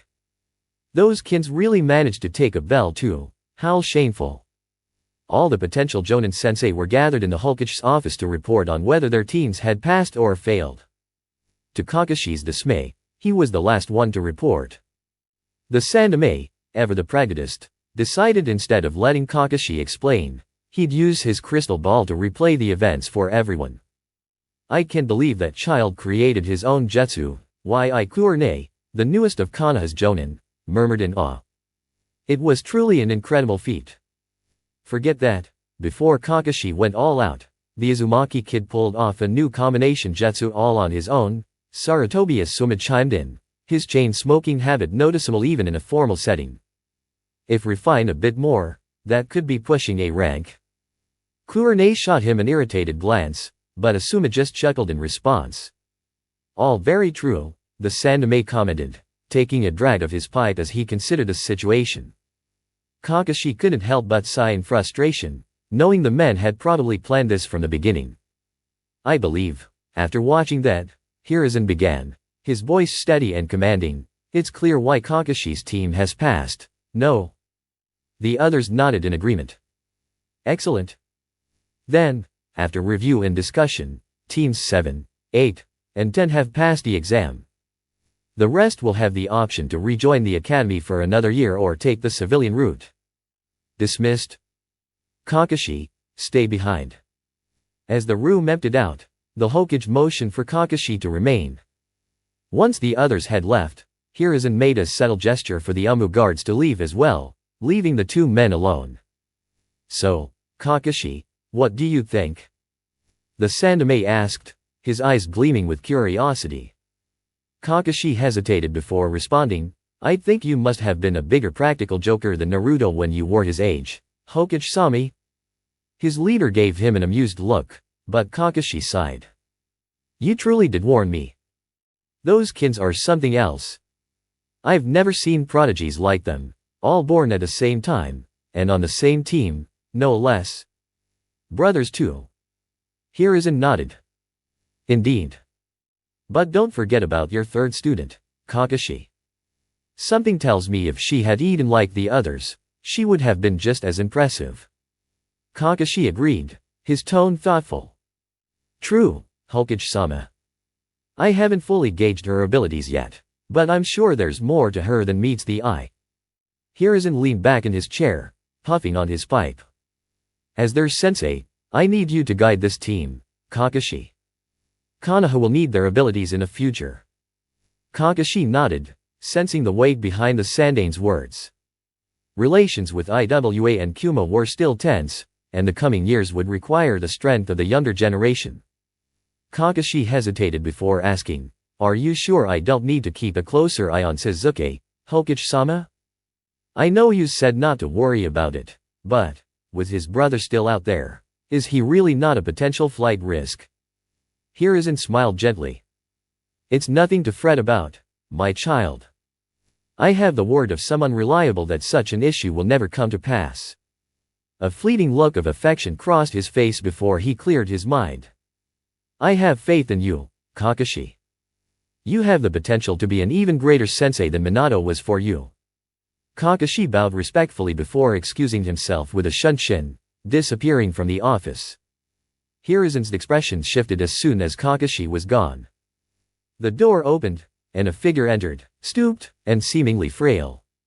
You summoned for me, Hiruzen, the man said with an irreverent tone. Hiruzen's face hardened. Take a seat, and it's Hokage-sama to you, Danzo. Shizuke and Naruto were walking toward Training Ground 13, heading for a session with their teammate Ino and Naruto's mentor, Yamato. As they walked, Shizuke couldn't help but notice a strange sight.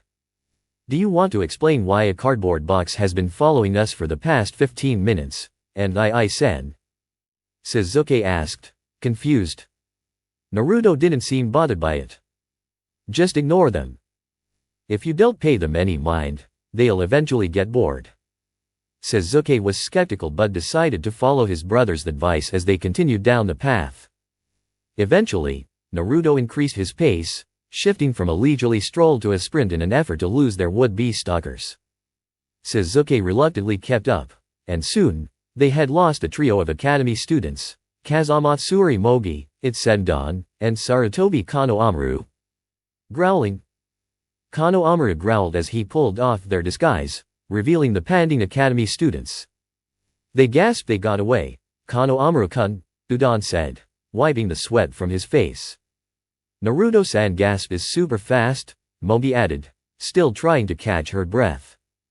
Of course he is, Konohamaru said, determination in his voice. Otherwise, he wouldn't be worthy of being our boss. Grinning, Konohamaru rallied his team. Let's go. We need to show the boss we're up to snuff for his teachings. The group then began their pursuit, albeit at a slower pace. Shizuke raised an eyebrow. So, you're seriously not going to mention what that was about back there? Naruto shrugged nonchalantly. Boy, we can talk about it later. Ino's already waiting for us since you slept in. You're starting to pick up Kakashi-sensei's bad habits. Shizuke scowled. I'm nothing like that man. Before Naruto could respond, the two heard a loud crash coming from the left, followed by a pained yelp that sounded eerily like Ino's voice. Without exchanging a word, both boys immediately broke into a sprint, hearts pounding with anxiety. Bursting through the foliage, they were met with a scene they never expected. Three hooded figures stood over a bloodied and bruised Ino, the tallest of them gripping her ponytail, keeping her from fully collapsing to the ground. Another figure lay lifeless 10 meters away, a kunai sticking out of their neck, blood pooling around them. The supposed leader of the group turned his gaze toward the brothers, his eyes locking onto Naruto. Uzumaki Naruto, your presence has been Before the enemy could finish his sentence, Naruto was already on him. His eyes glowed with a fiery red, the cursed mark activated and Sharingan swirling. He moved faster than they could react. Return to the forest, Naruto commanded in a low, dangerous voice. The battle for survival had begun. Minutes earlier. I'm on a team with a bunch of delinquents, Ino muttered under her breath, rolling her eyes at the thought of her unapologetically late teammates. She had been waiting for about 10 minutes in training ground 13, hoping to begin the extra training they had requested of her. Naturally, being the punctual one, she started to feel frustrated by the time she'd wasted. The Yamanaka lay lazily across a branch in the forest, casually tossing a kunai in boredom when her senses suddenly spiked.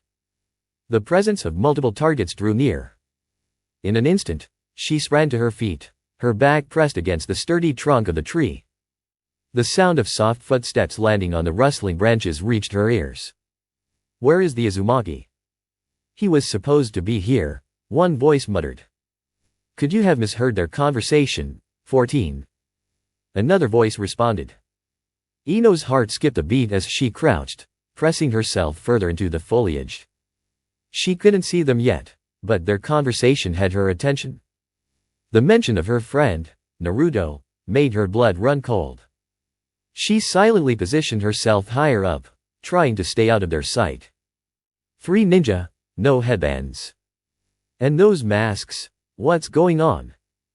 Ino thought, berating herself for failing to catch their chakra signatures before they got so close.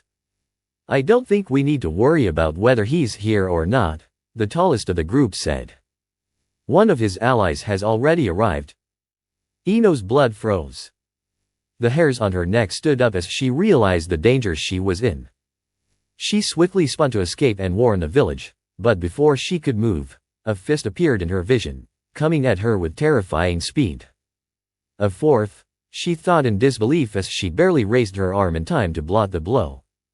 The impact sent her flying backward, but she managed to regain her footing just before crashing into the ground. TCH. She spat, her right hand feeling numb. Still, she stood her ground as the masked figures surrounded her in a tight formation. State your business and why you're here, especially on Konoha's training grounds, Ino said, her voice trembling at first, but gaining strength as she spoke. A hidden leaf error, the masked figure to her right commented, eyeing Ino with interest. That's not why we're here, the tallest of the group interjected, his voice cold. Ino turned her attention back to him, ready for whatever came next. Wait for the Jinchuriki to arrive. In the meantime, deal with this one. Ino's heart raced. Her mind was on high alert as 2 of the 4 figures leapt toward her. Time seemed to slow as fear crept into her chest.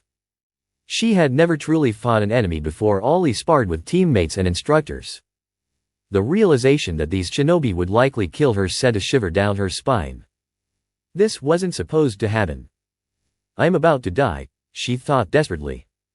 But then, the memories of all her hard work, her training, and the time spent getting stronger flooded her mind. She thought of the hours she had spent improving her skills and how far she had come. The memories of training with Naruto flashed in her mind as well. Before the 2 enemies could reach her, the woman on her left fainted with a kunai, then aimed a kick at Ino's thigh. With a quick back flip, Ino used her opponent's leg as a springboard to flip backwards, landing gracefully on the forest floor. Ino dodged a shuriken coming her way, hearing the second ninja hiss as the kunai she threw nicked their collarbone. With a surge of adrenaline, she sprinted out of the formation, creating distance between herself and the masked assailants. Her mind raced as she recalled the battle strategy she'd been practicing, hoping her instinct would carry her through. Just as one of the attackers leapt at her from the trees, she braced for the fight, dodging the water bullet that narrowly missed her. As she landed, she spun, and sent a high kick toward her opponent. It was caught, and Ino's leg was immobilized, but she had already anticipated this. With a grin, she swung her free leg around, weaving hand signs as she did. Shinren's Hein no Jetsu? Ino cried, activating her mind-body disturbance technique. Her opponent leaped to evade the Jetsu, but they weren't fast enough. The technique hit, and a ninja froze mid-air, disoriented. Ino used the moment to flip over the stunned enemy, sending a kunai toward them as she finished her spin. But the kunai didn't reach its target. The water bullet from the other enemy slammed into the opponent's body, sending it flying into Ino, knocking her off balance. The two crashed through the trees, the force of the impact sending Ino crashing to the ground. Pain shot up her right leg as her ankle twisted.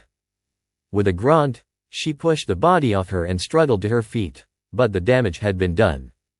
She was already feeling the weight of her injuries as the remaining 3 attackers circled around her, waiting for her next move. But they weren't focused on her. Ino's gaze dropped to her side, her heart sinking as she saw the lifeless body of her assailant, a bloodied kunai protruding from her neck. The realization hit her like a ton of bricks. She had killed someone. Her first kill. Ino's hands trembled as she gripped the lavender pearl necklace around her neck.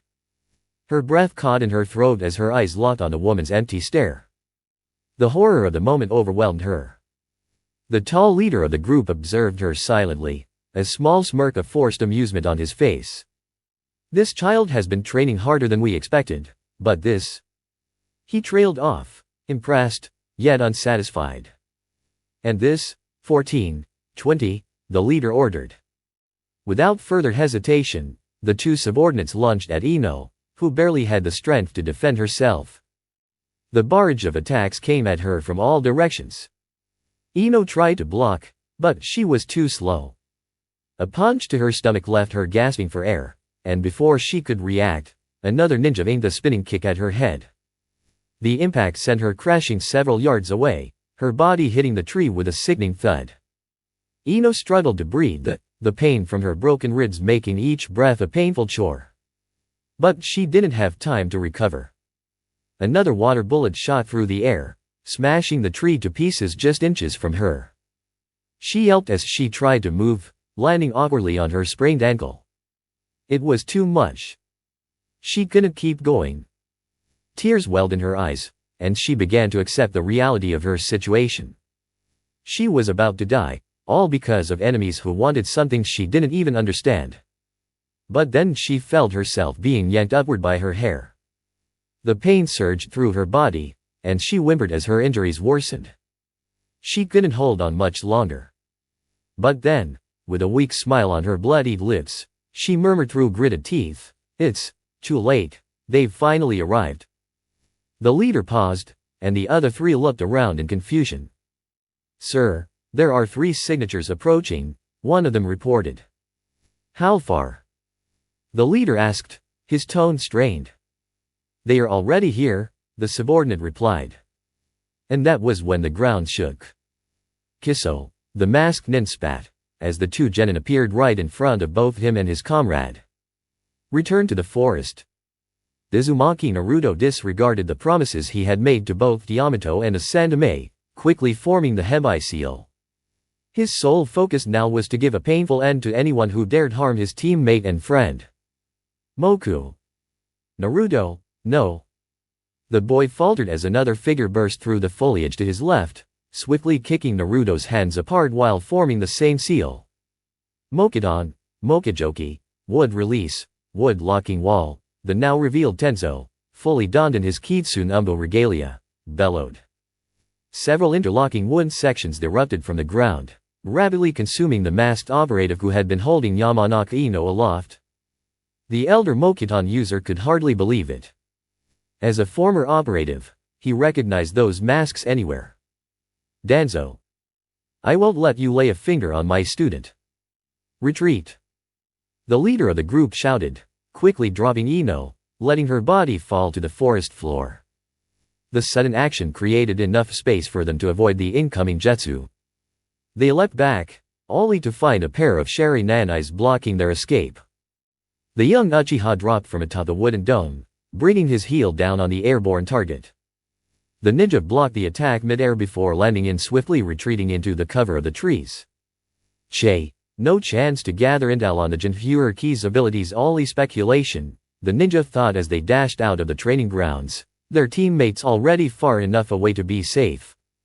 "We'll report on the Yamanaka heirs and whatever the Mokuton user was hiding, but for now, We have to leave. Ack. The mysterious ninja gasped as a sharp shock ran through their body, a muffled cry escaping them as they tumbled from the trees, landing awkwardly on the grass below. Go, Naruto? Sasuke called from 25 meters behind, his index finger still sparking with electricity from his signature jutsu, crouched in his stance. Needing no further encouragement, Naruto followed by Tenzo leapt toward the stunned target. Tiger ox tiger rat. Suden, Sohal no Jutsu? Naruto shouted, unleashing a torrent of boiling water toward the immobilized target, who struggled to hold up a single hand in defense. The jutsu collided, tearing apart the earth as steam rose from the scorched terrain. Tenzo landed swiftly, running up to ensure everything was going according to plan. Kiso, the masked ninja cursed as Naruto quickly assumed his Shinsei no Kente jutsu stance, ready for a fight if the assailant was still conscious. What are you doing, sensei? Capture the Naruto trailed off as he saw that in place of the attacker stood only a simple log, a kawarimi. Fuck. Naruto screamed in frustration, kicking the log with all his might, splitting it in half from the hole left by his water jutsu. Not now, Naruto and I. Sasuke yelled from above. The two shinobi looked up to see Sasuke crouched, holding an unconscious Ino in his arms. We have something more important to deal with. Tenzo sighed as his student's bloodlust subsided, worry taking its place. He bounded toward Sasuke, checking Ino's injuries in a panic. Listen up, you two, Tenzo interjected before more hysteria could take hold. Take her to the hospital immediately. She's hurt and she's the only one who knows anything about what happened here. I'll stay behind to report to the Sandaime, along with... He motioned to the lifeless body a few dozen meters away. That. Now, go. Without another word, Sasuke nodded and dashed off. Tenzo turned to the corpse of the enemy, sealing it in his scroll before preparing to head to the Hokage tower. However, just as he was about to leave, he stopped, his head snapping to the right. His eyes narrowed at the shrubbery about 12 feet away. Snorting, he vanished with a shunshin, disappearing from the area. Kano Amuro and the Kano Amuro Corps, who had been quietly watching from the edge of the training grounds, let out a collective breath, their adrenaline still running high. Kano Amuro, was that a dead? Mobi stammered, unable to finish the thought as she retched, disgusted by the reality of the shinobi world she had just witnessed. Udon, pale and trembling, couldn't even speak, his throat tight with fear. Kano Amuro was stunned. He had heard stories of his uncle Asuma's heroic deeds and the legendary tales of his grandfather, Sarutobi Hiruzen, during the Great Shinobi Wars. He knew that death was part of a shinobi's life, but to witness it firsthand. As the Kano Amuro Corps fled the training grounds, they couldn't shake the image of the dead woman's green eyes staring back at them. In that moment, they understood that their innocence was forever altered. Ino wasn't sure what was happening. She drifted through a dark, endless void, anxiety gnawing at her. It wasn't the darkness that terrified her, but what could be lurking within it. After what felt like hours, she found a single door that emanated a soft light. With no other path to take, she opened the door and stepped inside. What she found was a pocket forest, eerily similar to the one outside, though the door behind her disappeared, leaving her with a sinking feeling. Ino. The chill of fear crept up her spine as she slowly turned around, hoping she wasn't seeing what she feared. Please, help. A voice called. Her blood ran cold as she locked eyes with the woman she had killed, her body lying exactly as she remembered it. The kunai in her hand glinted ominously as the woman's eyes, wide open, seemed to pierce Ino's soul. Please, don't kill me. A cold sweat covered Ino's body. She awoke with a gasp, her throat tight with fear as she bolted upright in bed. Familiar arms enveloped her, and she stopped her fearful screams, looking up to see her father's platinum blonde hair. Daddy. Tears fell from his eyes. I'm sorry, little flower. I'm so sorry. Ino's sobs racked her body as she clung to her father, finally releasing the fear and worry that had been building up inside her. Her mother watched from the doorway, tears streaming down her face as she to mourn the terror her daughter had endured. After the emotional release, Ino began to ask questions, her mind spinning with confusion. "Where's my team?" Before I fell unconscious, I sensed him approaching. "Are they still out there?" She quickly tried to get out of bed. "Ino, don't even think about it," Inoichi commanded, his tone stern, as her mother stood at the foot of the bed. "Your team is fine. They are the ones who brought you here and reported what happened," her father reassured her. Ino's eyes then landed on the beautiful flowers set up around her room, and she asked, "How long have I been out?" "A little less than a day," her mother replied, smiling faintly. "Your friends certainly know how to act fast. These bouquets are quite charming." Ino stared at the largest bouquet, her father noticing and handing it to her. "Purple lilacs and blossoms. Who?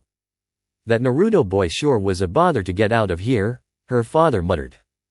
"As soon as we heard the news, we rushed here, and he had already gone and grabbed these flowers, even before anyone else could arrive. In fact, even when your other friends came, he was the only one who stayed by your side, even when everyone else left," her mother added. Ino smiled softly, thinking about Naruto. He was the reason she had found the courage to fight. She couldn't quite understand why, but perhaps she wasn't ready to face that question yet. "Well, Ino," her father said, grabbing his red haori, "Sanding-sama is expecting you. Your injuries were healed by the medics nearly 10 hours ago. Go report to him immediately." Ino's father was the leader of the TNI division and couldn't stay away for long. "Hi, I'll go immediately." Her mother wrapped her in another hug before letting go, her voice full of emotion. "We'll love you, baby. I know this life isn't safe, but please, do the best you can for us."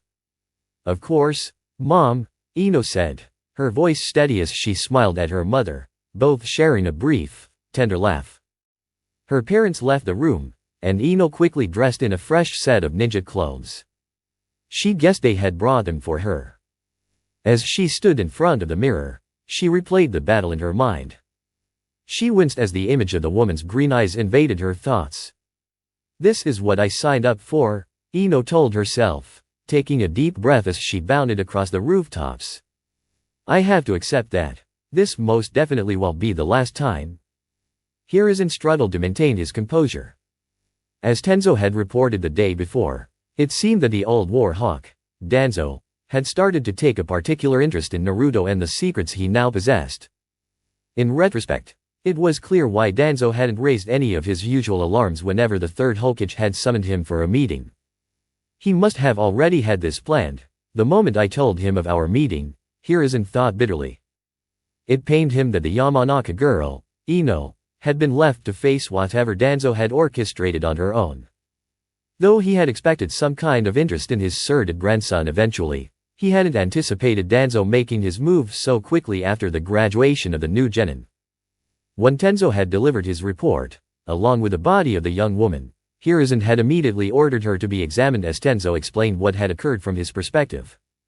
After hearing Tenzo's brief account of the situation, it was clear that the third Hokage had no choice but to wait for the Yamanaka heir to process the events that had unfolded in the village. "Try it, Danzo. Naruto won't bow to you, nor your faction."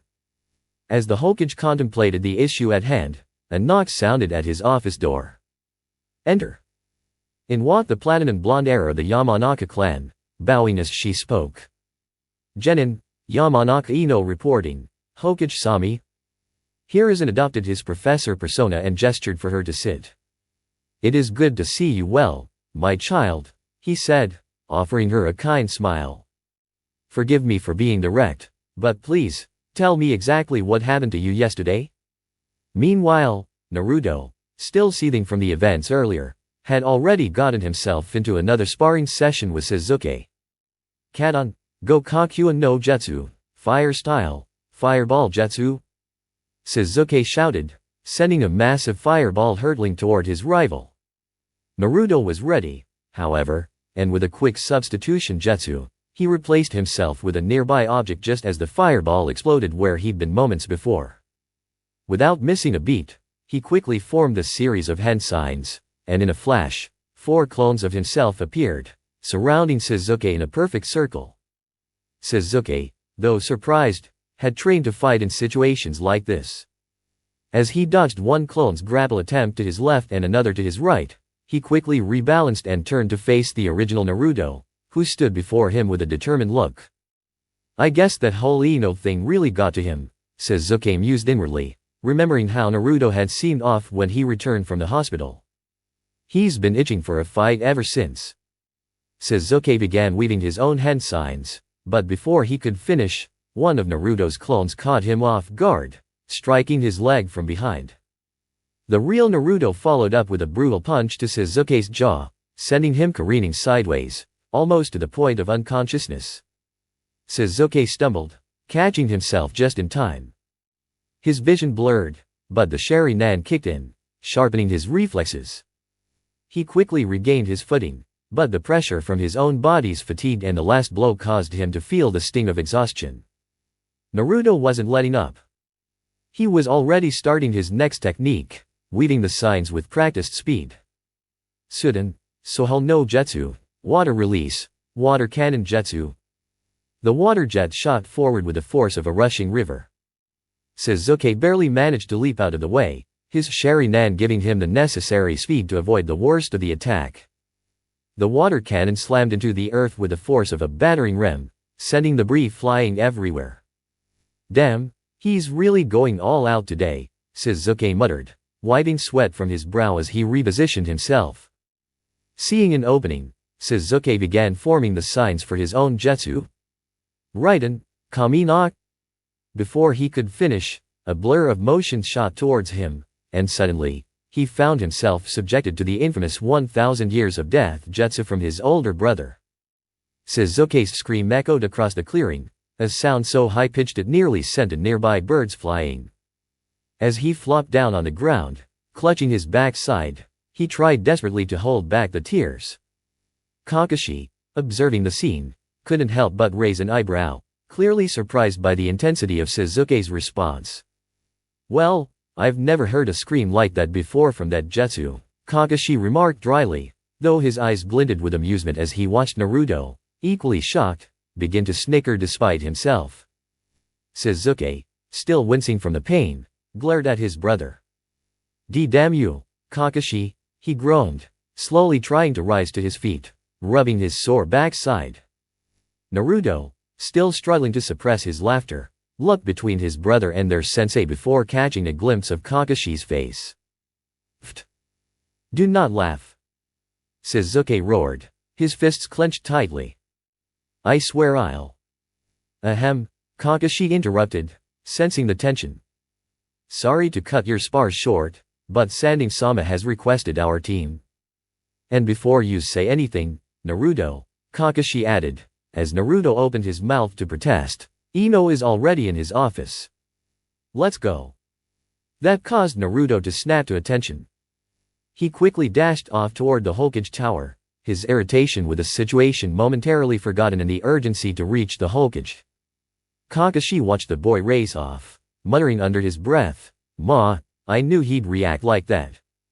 Feeling his sharp gaze from Sasuke's Sharingan burning into him, Kakashi sweated nervously, giving an exaggerated wave. See you there? He exclaimed, disappearing in a puff of smoke just as 2 shuriken flew dangerously close to where he had been standing moments before. Sasuke sighed in frustration, rolling his eyes. His journey to the Hokage tower was sure to be just as troublesome as his teammates. Troublesome?